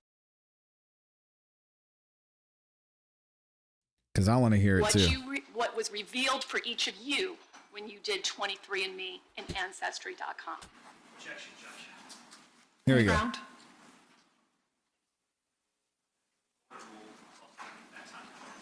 I'll sustain that objection. You're going to hear Yeah, and I didn't see hear it. from FBI agent Sorry, guys. Mr. Corley. And he's going to actually map out for you different phone numbers, and he'll tell you up front, these are approximations of where these phones might have been communicating with towers. And it'll be a lot of convoluted radio waves, all that kind of thing. But he'll try to tell you where he believes these phones were in general terms in Jacksonville. What he won't be able to tell you is who was using those phones or when. And you'll have to listen carefully, and I urge you to do so, for all of the testimony in regards to whose phone is who, and how in the world do we know that person is using it. One thing you'll learn from Agent Corley, as well as Jacksonville Sheriff's Office, is that oftentimes they'll get phone records for a month, or maybe even 2 months, and go through the phones to determine who are these people talking to. Just as a way, an investigative tool, if you will, to determine who's actually using these phones. Ultimately, no such evidence will be presented like that in this case. As will there be many things that you will wonder about, but will not be presented. Why? because the evidence doesn't exist. Right, and so what we have ultimately At the close is of that all there the is evidence, no after you evidence. carefully None. and critically analyze it, you will realize the state of Florida is on a quest for conviction. They will do so on a house of cards of Dominique Barner, the two-time murderer, paid-for assassin. At the close of all the evidence, we will ask, we will suggest and demand that you render the only verdicts that will be appropriate based on the evidence you receive. And those are verdicts of not guilty for Leroy Whitaker. Thank you. Well, not too much there other than her saying, hey, he's not the one who pulled the trigger. Is that enough though? Doesn't seem like it. Prosecution seems like they have a pretty strong case here. And a lot of these guys, they about to get cooked. We'll have to wait and see. Let me know what y'all think in the comments in the chat. Let's keep it moving because we've still got some more opening statements to hear. All right, at this time then I'm going to ask Mr. Whitaker's jury to have a step back into your jury room while we bring out Mr. Robinson's jury for his opening, and then we'll bring you out here just as soon as we can. Thank you, ladies and gentlemen. All right, here we go. So let's skip ahead. Let's go ahead and get into the opening statements for May it please the court. Mr. Robinson. Yes. Opposing counsel. Here we go. Members of the jury. Good afternoon. This is the first opportunity that I have had to speak with you directly. So I wanted to take this opportunity to reintroduce myself to you. My name is Tara Kawas, and I, along with Christopher DeCos, we have the honor and privilege of representing Hakeem Robinson. She said honor and privilege. Now, the government just got up here and told you that they're going to prove to you, beyond and to the exclusion of all reasonable doubt, that Hakeem Robinson is the person who shot and killed Charles McCormick on January 15th of 2020. But members of the jury, they are not going to be able to do that because Hakeem Robinson is innocent. And you are going to be able to see that for yourselves. That there is no way that Hakeem Robinson is a person that shot and killed Charles McCormick. In order to try and prove their case, they're going to ask you to do something that I've never seen before. They're going to ask you to not believe your eyes. They're going to ask you to ignore what you see right in front of you. Because as the government just told you, there is a video recording of this homicide, and you're going to be able to see it, and you're going to be able to watch it. You are going to see a person, someone, covered from head, or whatever's on top of his head, to toe, completely covered, chase down Charles McCormick in broad daylight and shoot him to death. And this was done in front of a bunch of witnesses. Okay. And the most important question in this case is going to be, who is the shooter? Who is the shooter? Members of the jury, that is the shooter. That is a still shot from the video that you will get. You will be presented with this during the course of this trial. And what these prosecutors are going to ask you to do is to find that Hakeem Robinson, who's clearly well above 6 feet tall and a heavier set person, and was like that 5 years ago, is that person. Uh-oh, and it's not just that. They are going to ask you to ignore the descriptions given by each and every person that saw the shooter live. And members of the jury, these witnesses, each and every one of them are going to give you a description somewhere between 5'5" and 5'11". The other description they're going to give you, each of these witnesses that saw this person, slim, slender, thinner. And all those witnesses, they're going to ask you, the government, these unbiased civilian witnesses, discredit them. Don't believe them. They were wrong. The witnesses that they're going to ask you to believe are the ones who are actually involved in this murder. That's right. One by one, they are going to be walking them in here, some of them through that back door. Each one of them, hoping and praying to get some benefit from them. From pointing the finger. The people that hold all of the power to charge someone, to arrest someone, to drop charges. Them. All of these people are going to point the finger and go, the shooter is Hakeem.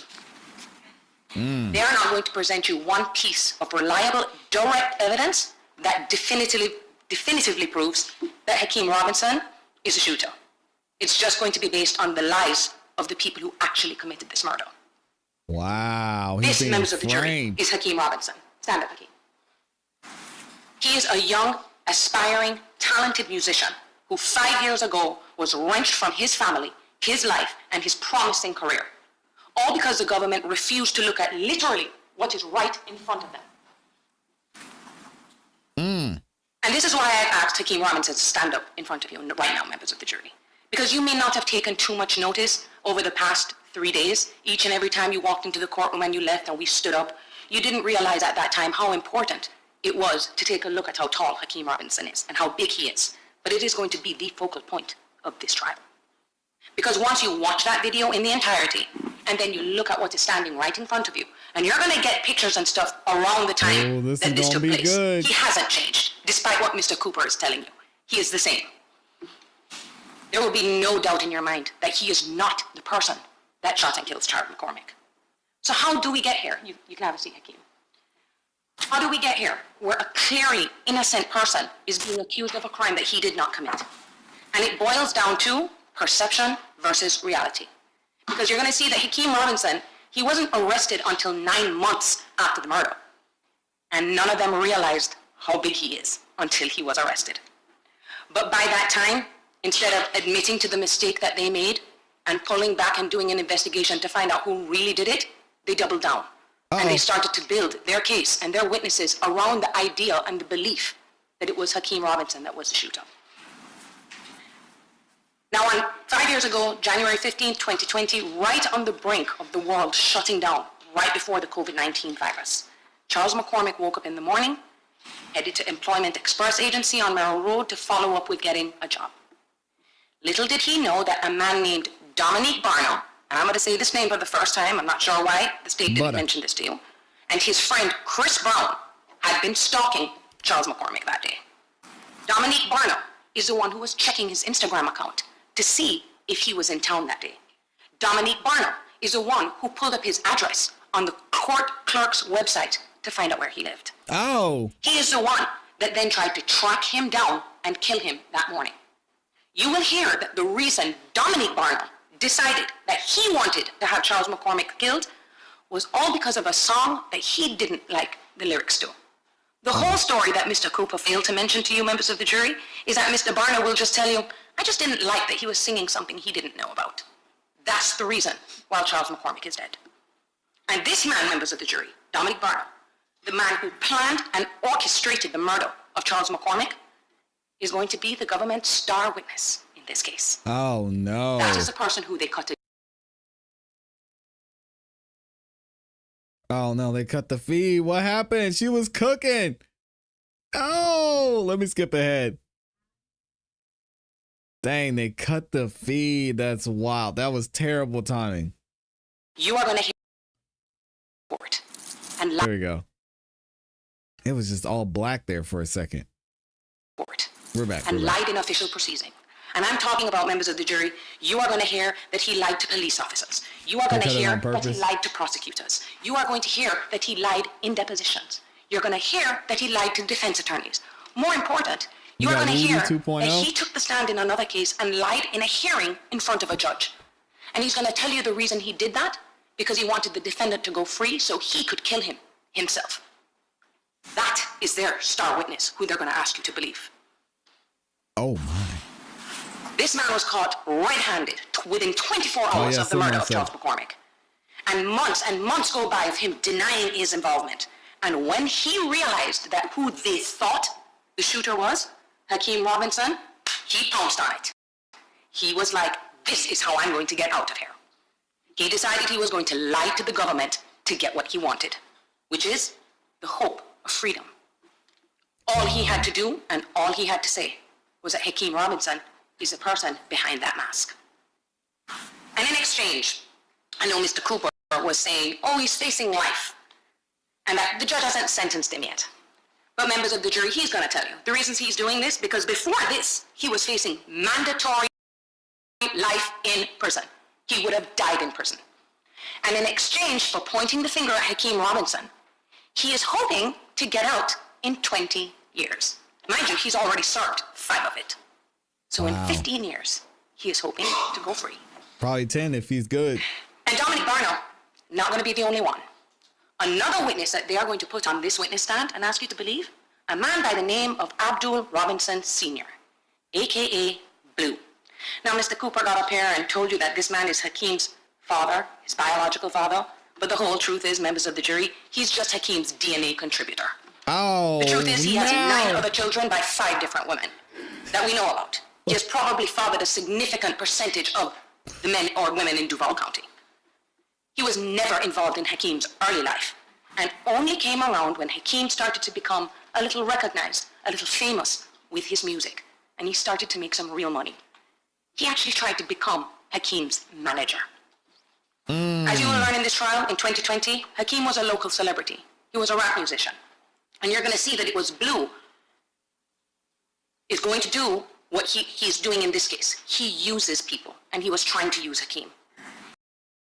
He is using the prosecutors in this case to get out of the 2 murder cases that we know that he have committed. He, just like Dominic Barno, was caught red-handed in this case. He is the person that Dominic Barno called for help to pick him and Leroy Whitaker up after they had broken into Barbara Buckley's home. But what you're also going to hear, members of the jury, and what is most important, this is not the first time that Dominic Barno and Blue have done this. That's right. Dominic Barno and Blue are co-defendants in a completely separate homicide case. They're co-defendants in that case, and they're co-defendants in this case. And you're going to learn that Blue, this ain't his first time cooperating with law enforcement. He's done that before, so he has experience. He knows that when he's in trouble and he is caught, if I say what the government wants to hear, I get out. He's done it before, and he's going to do it again in this courtroom. And what's more troubling with Blue, members of the jury, in exchange for his testimony in this case, he is hoping to get 76 months. 76 months. He's already served 60. So in less than 2 years, he is hoping to be back on the streets of Duval County. Now, Mr. Cooper just got up there and said the testimony against Hakeem being involved in this work murder is going to be corroborated by reliable evidence. It is not. None of the credible, reliable evidence that he's going to bring in here says that Hakeem Robinson is the guy in that picture. Another one of the witnesses that they're going to bring in front of you, another one that was in that little diagram that they showed, Torrigan Williams. And this is even worse, members of the jury, because their own lead detective is going to tell you they've known for 5 years that Torrigan Williams was involved in this homicide. Dominic Barno, years ago, told them Torrigan Williams was involved. But he gets a full pass. He's not walking through that door. He's walking through that door. Never been arrested, full-blown immunity for his testimony in this case. And you wonder, wait, why would that happen 5 years later? Well, that's because Torrigan Williams last year got arrested for trafficking in meth. That's the first time he decided to come forward and go, hey, wait a second, I'm in trouble. Prosecutors, I think I know, I have information that you might want. And by this time, members of the jury, 4 years have passed, and this case was plastered all over the internet for anyone to look up and see what they needed to find out about what they needed to say. She's good. After he decided to give a statement against Hakeem Robinson, what did they do? They dropped his state case. Dismissed, no action. Then the federal government decided to pick up his case. And Mr. Williams, as they call him to testify, is going to tell you, well, I'm hoping that the feds are going to be a little lenient on me because I am helping in this homicide case. Not one of their witnesses, members of the jury that take the stand, that tried to point the finger at Hakeem Robinson, not one of them are unbiased. Each one of them that are going to walk in here have some angle. They either are trying to help themselves, to get themselves out of their trouble with the government, or something for a loved one. Each one of them that points the finger in some way, shape, or form to Hakeem Robinson is hoping to get something. And not something small, freedom. But members of the jury, what Mr. DeCosta and I are going to ask you to do is to listen to the reliable, credible witnesses in this case. Because what you will see that all the reliable witnesses say was that actually the shooter, they actually saw them with his own eyes, as I told you before. Slim, slender, 5'8" to 5'11". Some of them say 5'5" to 5'8". Notice that not once, when Mr. Cooper was giving his opening statement, did he give you a description. I'm not going to tell you that. And I'm talking about not just civilians, I'm talking about trained police officers. Wow. We'll talk about Officer Collins, the one who took chase. You notice when Mr. Cooper was talking to you? Oh, well, he was far away. He was jumping the fence and didn't get a good look. He's getting you guys ready to make excuses for why the description does not match Hakeem Robinson, and not even close. Officer Collins is a trained police officer, been doing this for 20 years, knows how to give information like that so that other people, other officers who are listening, he knows to give reliable information. He may come up in here now, 5 years later, and try to backpedal, members of the jury. Not sure, I don't remember. But you remember what he said at the time. That's the most reliable. Before everyone realized that the descriptions, wait, they don't match. And it's not just him. It's not just Officer Collins. You're going to hear from Officer Graham, another one who saw the shooter in this case. You know what his description was? 21-year veteran with the Jacksonville Sheriff's Office, 5'8" to 5'10". Uh-oh. Now, those are just the officers. Next, we're going to talk about the civilian witnesses. You're going to hear from Victor Kruger. Mr. Cooper mentioned him. He's the guy with the dash cam in his vehicle, the person that was probably the closest to the shooting, who, and he's right, by happenstance, just happened to have this video recording on his dash cam when this happened. This is wild. But what did you not hear in the state's opening statement? Mr. Kruger gave a description. You want to know what that description was? 5'10" to 5'11", and he was thin. Clearly not Hakeem Robinson. Not the only one. No offense, Hakeem. Who worked in the Hibet Sports in that strip mall, described the shooter as 5'8" to 5'9", on the skinnier side. Then we've got Abir Ahmad, a woman who was in her garage having coffee in the morning, sees someone matching the shooter's description, jump a fence and walk right in front of her. She describes him as shorter than 6 feet. But the most important one, Renata Boston. If you recall when Mr. Cooper was talking, he mentioned that the shooter ran through some woods and came out on the other side, and that magically Natalie Gant was there to pick up the shooter because she knew where he was. He didn't mention what Renata Boston described the shooter to look at, because she saw him come out of the woods. Slim build, 5'8" to 5'9", between 160 to 170 pounds. That is not even close to Hakeem Robinson. Not even close. Multiple independent civilian witnesses, multiple police officers, all describing someone that could not possibly be Hakeem Robinson. Man. And all their testimony, all of them, the ones whose testimony isn't bought with the promise of freedom, they're all consistent. It's clearly not him. It sounds The familiar. only eyewitnesses that will say that the shooter is Hakeem are the ones who have cut deals with the government. And they're not going to just present these eyewitnesses to you. As Mr. Cooper said, they're going to present all this other stuff. But take a close look at the details of what they present to you. Because not one piece of that evidence is going to be direct evidence that Hakeem Robinson is the shooter. Let's start with the cell phone evidence, because it's going to be a lot. All the records that they're going to produce to you, all the cell phone records that definitively show 100% Dominique Barner using his phone, Leroy Whitaker using his phone, Abdul Robinson Jr. using his phone, Abdul Robinson Sr. using his phone. All of them are communicating with each other. You know whose Guess phone he's isn't not being used? communicating. Or they don't have a record of being used at all? Hakeem Robinson. Oh. Mr. Cooper just got up here and told you that he's going to try to put a phone in the possession of Hakeem Robinson, a phone number that begins with 478. We might You know have whose something, phone that's y'all. registered to? Abdul Robinson Sr., a.k.a. Blues, former dead best friend. That phone is registered to his father, not to him. And you're going to see that that phone the day before was pinging in the same place that his father was. They're going to try to make you think and connect that phone to Hakeem Robinson, and they will be unable to do so. Wow. Next up, fingerprints and DNA. They're going to try to present you with DNA and fingerprint evidence trying to put Hakeem in that car on that day. But members of the jury, their own expert will tell you, their experts are going to tell you, we have no idea when that DNA was left there, or how. We have no idea how that fingerprint, when or where it got there. All that proves to you, members of the jury, is Hakeem Robinson knows Leroy Whitaker. They're cousins. They hang out together. That's a fact that we're not disputing. And what did Mr. Cooper fail to tell you? That DNA was found on a t-shirt that was in the car. It's not just Hakeem Robinson's DNA. The expert is going to tell you that it's mixed up with 3 other people that I don't know who it is that's on that shirt. Then they're going to tell you that, well, I'm going to tell you that the evidence will show that a man's DNA was found in that car. That's going to say, I don't know how my DNA got in there, but it's there. Someone that is completely disassociated with this case. All that's going to prove, members of the jury, is that Hakeem Robinson, Leroy Whitaker, Torgon Williams, they're all friends and that they know each other. He told you that car was had been reported stolen for 2 months. They had been all in and out of that car. That DNA and that fingerprint does not place him in the car on the day of the murder. You're going to hear about all of the DNA that they have been unable to identify or match with someone else. But members of the jury, what I do want you to know is, even though Hakeem hung out with all these guys and he grew up with them and stuff, Hakeem was different because he was making it. Charles McCormick, they said he put out that song. He didn't put out a song.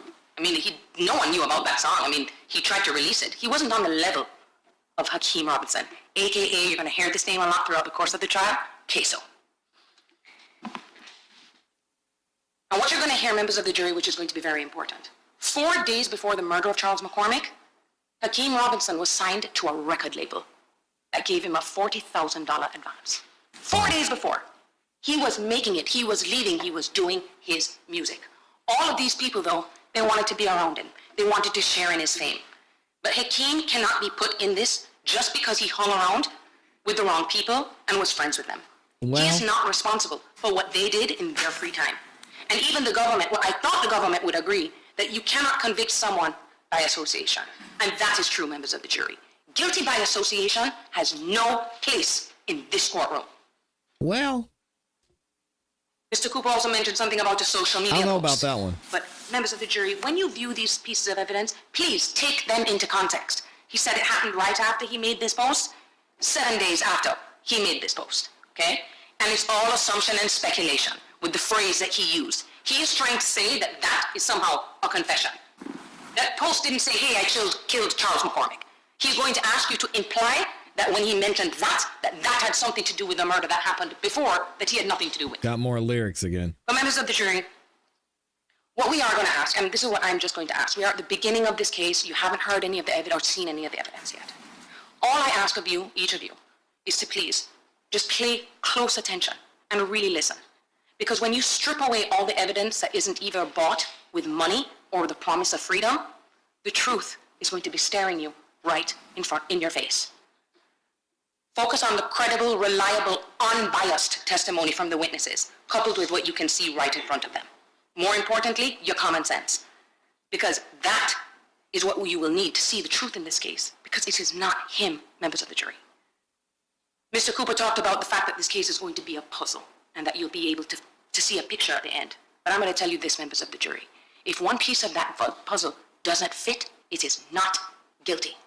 Do not shave the pieces of those puzzles to try to force it to fit. Because when you look, you are going to see the description does not match Hakeem Robinson, not even close. She's cooking. Now, members of the jury, there is a reason why the framers of the Constitution, this country's Constitution, ensured that the government would not have too much control over the freedom of the citizens they are meant to protect. And that was by giving the final word, not to the court, not to the state, but to you. People are innately flawed in that they sometimes can't see the truth when it's staring them right in front of their face, or they can't admit it when they've made a mistake. You are 12 members of this community, 15 members of this community, who have promised to look at this case through fresh eyes. That is all we beg of you, to objectively look at the evidence that is presented to you in this case. Because when you listen to all the credible, reliable evidence in this case, it's only going to prove to you one thing. Hakeem Robinson is innocent. Find him not guilty. Thank you. Wow. Oh my goodness. We've got a case. We got a trial. What do y'all think about this? I'm not going to lie. When I heard the prosecution's opening statement, they said, we're going to show you this, this, this, this, and this. It's like, man, this is going to be an uphill battle for the defense. But pointing out the fact that there was not a clear identification of the shooter. That might be enough reasonable doubt for me. Might be enough reasonable doubt for y'all. Let me know what you think in the comments in the chat. I think this is going to be an interesting trial. We might have to see this one all the way through. Let me know also, do you guys want to watch this entire trial? Should we do it day by day live? Let me know what you think. We're going to take a second here and let me see what y'all are saying. Shout out to the gang. We got a ton of super chats in here. Also, big thank you to all 1,700 of you that liked the video. Wow. What do we got? We've got a ton. Oh my gosh. I said thank you to Amy. We've got Slim Life in there saying game over. Slim Life was with me. She heard that prosecution's opening statement. She was like, oh, he's cooked. Amy in here with the cake, reminding me it's lunchtime. Getting close to lunch. It's cake time. Amy got the cake ready. I'm ready for it. Let's go. We got Les Cleaver in here. Thank you, Amy, for the super chat. We got Les Cleaver in here with the 99-cent super sticker. Thank you so much, my friend. He's out there working. Karen Hampton's in the building with the 2-bomb. Says it's Monday. Have a great day on purpose, everyone. Thank you, Kara, for reminding us of that. And for gifting 5 memberships. Kara, Amy, and also Les Cleaver gifted 5 memberships. If y'all got a membership from any one of these amazing folks in here, please make sure you say thank you. Check out the members only content and make sure you look out for any early access to the videos that we drop here on the channel. As a member, you get early access to all the videos we drop. So make sure y'all stay on the lookout for that. And KP's up in here with the 5-bomb. Always out there working hard. Be safe out there, man. Shout out to KP. He says just stopping by to show some love. Appreciate you, man. Thank you for the love. Is she retained or a public defender? I'm sure he paid for this one. Sometimes you can just hear, and she does not sound like a public defender. Amy dropped some more information about her. I'm trying to go back and see if I could find it. Oh no, the chat already refreshed, so I can't see what Amy said. But she gave a lot of information about his attorney, Tara, I believe her name is. Let me see if I can go back and find. Oh, here we go. Amy says,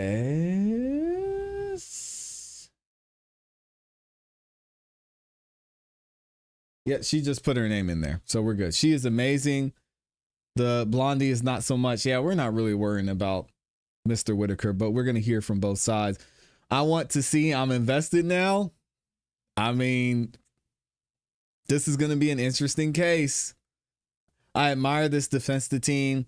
They give everything for their clients. Yeah, I love watching defense attorneys work because you can really see. I mean, even in cases to where, let's say like the TK trial. I mean, we pretty much knew TK. He was done. There's way too much there. It wasn't looking good for him. But his defense team fought for him, and you could tell they truly believed in him. Here we go. Amy, always over there cooking, says defense for Hakeem Robinson, Ksoo, attorney Tara Kawas. I know I'm saying that wrong. There will be no question whatsoever. Leroy Whitaker did not pull the trigger. Leroy Whitaker had nothing to do with the death. That's what the evidence will show. Shifted blame onto star witness Dominique Butta Barner. The defense positioned him as the one who planned and orchestrated the murder. Wow. There you go. And, oh, of course, Kat Not Williams is in here. Shout out to Amy for that info. She says Tara has some wins for Courtney Clinny on evidence suppression. Okay, yeah, and Kat was covering that too. I don't know or have a lot of information on that, Kat. I know you were covering it, so if y'all haven't yet, please make sure you go check out and subscribe to Kat Not Williams for more information about that case too, because she's been covering it for a while now. Let me see. Do we have much left of anything today? Maybe some motions, or did we get into our first witness? Let me skip ahead and see what's going on when they get back in court. But I don't think we should have too much here. If there are motions, we'll probably skip through it.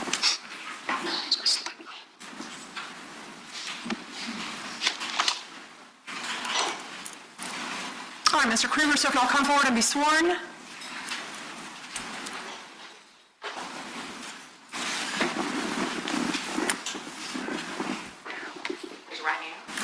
Oh, it looks like they have their first witness. We might save this till tomorrow. I think I'm gonna leave y'all with the cliffhanger. And what I'm gonna do is, because we are actually a couple days behind on this trial. So what I'm gonna do is I will skim through and find the pertinent testimonies. I know all the testimonies are pertinent, but if there's testimony from, I don't know, an administrative person who was telling how they burned the DVD to play in court. We're going to skip that one. So at this point, we are a couple days behind. What I'm going to do is I'll go through the past few days that we missed, make sure I find the pertinent testimony, and then tomorrow we'll have a full day of covering this Ksoo trial. So we'll hear from Pops, we'll hear from one of the other star witnesses, we'll hear from Butta and see what he's got going on, and we'll get into the rest of this trial. All right, big thank you to everyone who liked the video on the way in. Thank all of y'all for watching. If you haven't yet, like the video, subscribe, hit the notification bell so you don't miss any time that we go live or drop a new video here on the channel, which we just did, by the way. Also, big shout out and thank you to everyone that went the extra mile and supported over on Cash App. We had In Blue, thank you. We had Kara Hampton, Les Cleaver, Slim Life New Jersey, Kelly Berg, Trisha was up in here as well. We had KP in the building, and of course, my awesome, amazing Amy was in here as well. Last thing from Amy, she said, eyewitness credibility. Both defense attorneys focus heavily on discrediting witness identification, especially height, build, and appearance discrepancies. Questioning Barner's motive, Barner, granted a plea deal in exchange for his testimony, was portrayed as having strong incentive to shift blame. And he's already in trouble either way, so he's trying to catch a break. Forensic challenges.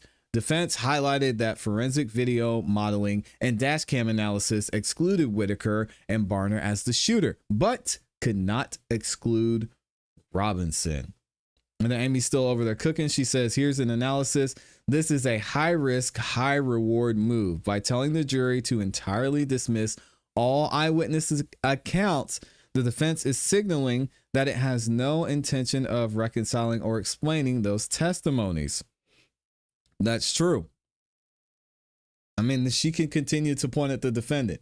The man you saw, did he look shorter, taller, or the same height as the defendant there?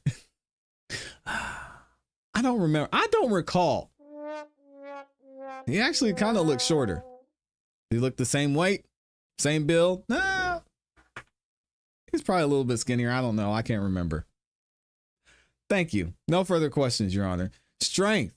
Eyewitness testimony is notoriously shaky, especially in high stress, fast moving situations like a shooting. Discrediting it is a classic and often effective strategy. Not to mention, we saw the picture. We saw this picture that the defense attorney pointed to. Let me see if I can go back and find it. And she said, oh, we gonna see pictures. Look at this picture right here. That is not my client. What happened to his hair? Where'd all of his hair go? What? This is who they're saying the shooter is. It looks nothing like my client. Amy says the risk. If any one of those witnesses seems credible under cross-examination, the jury might see the defense as dismissive or dishonest, blaming the co-conspirator, Dominique Butta Barner. The defense focus shifts suspicion to cooperating witnesses, Butta, the getaway driver who cut a deal. Paint Butta as the true planner or shooter, suggesting he is throwing Robinson under the bus to save himself, which is what they did. This tactic aims to create reasonable doubt by giving the jury a believable alternative narrative. Barner has admitted to being involved, and plea deal witnesses often carry major credibility issues. Yep. If the jury sees him as manipulative or self-serving, it could unravel the state's entire case. If the prosecution has strong corroborating evidence linking Robinson to the shooting beyond Barner's words, this angle could fall flat. Evidence without refuting it. Defensive argument, video modeling excluding Barner and Whitaker as shooters, but couldn't conclusively exclude Ksoo. There you go. The tactic is use this gray area to suggest forensic uncertainty. This is subtle. The defense isn't denying that Robinson could be the shooter, but they're planting the seed for reasonable doubt in the fact that forensics doesn't prove either. This is going to be a fun one. Let me know what y'all think in the comments and in the chat. Should we cover the entirety of this? We're going to do a few more days and see what the testimony brings, but I think this is an interesting trial and the evidence is going to be interesting as well. Either way, hope y'all have a great rest of your day. Thank y'all for the support. And as always, you know what to do. Keep growing, keep pushing, keep it classy. I'll see some of y'all tonight in Song of the Night. Peace. Oh, shout out to Will Wallace. Will Wallace in the building as I'm fading out. Hold on a second. We got to fade back in. Shout out to Will Wallace in here. Dropping the 20 bomb. Thank you, man. He says, I wish these young rappers would start hiring contract attorneys instead of criminal attorneys. Not judging, just wishing. Hey, a lot of them have been doing a great job, so we'll have to wait and see how this plays out. All right, we gone, y'all. Peace.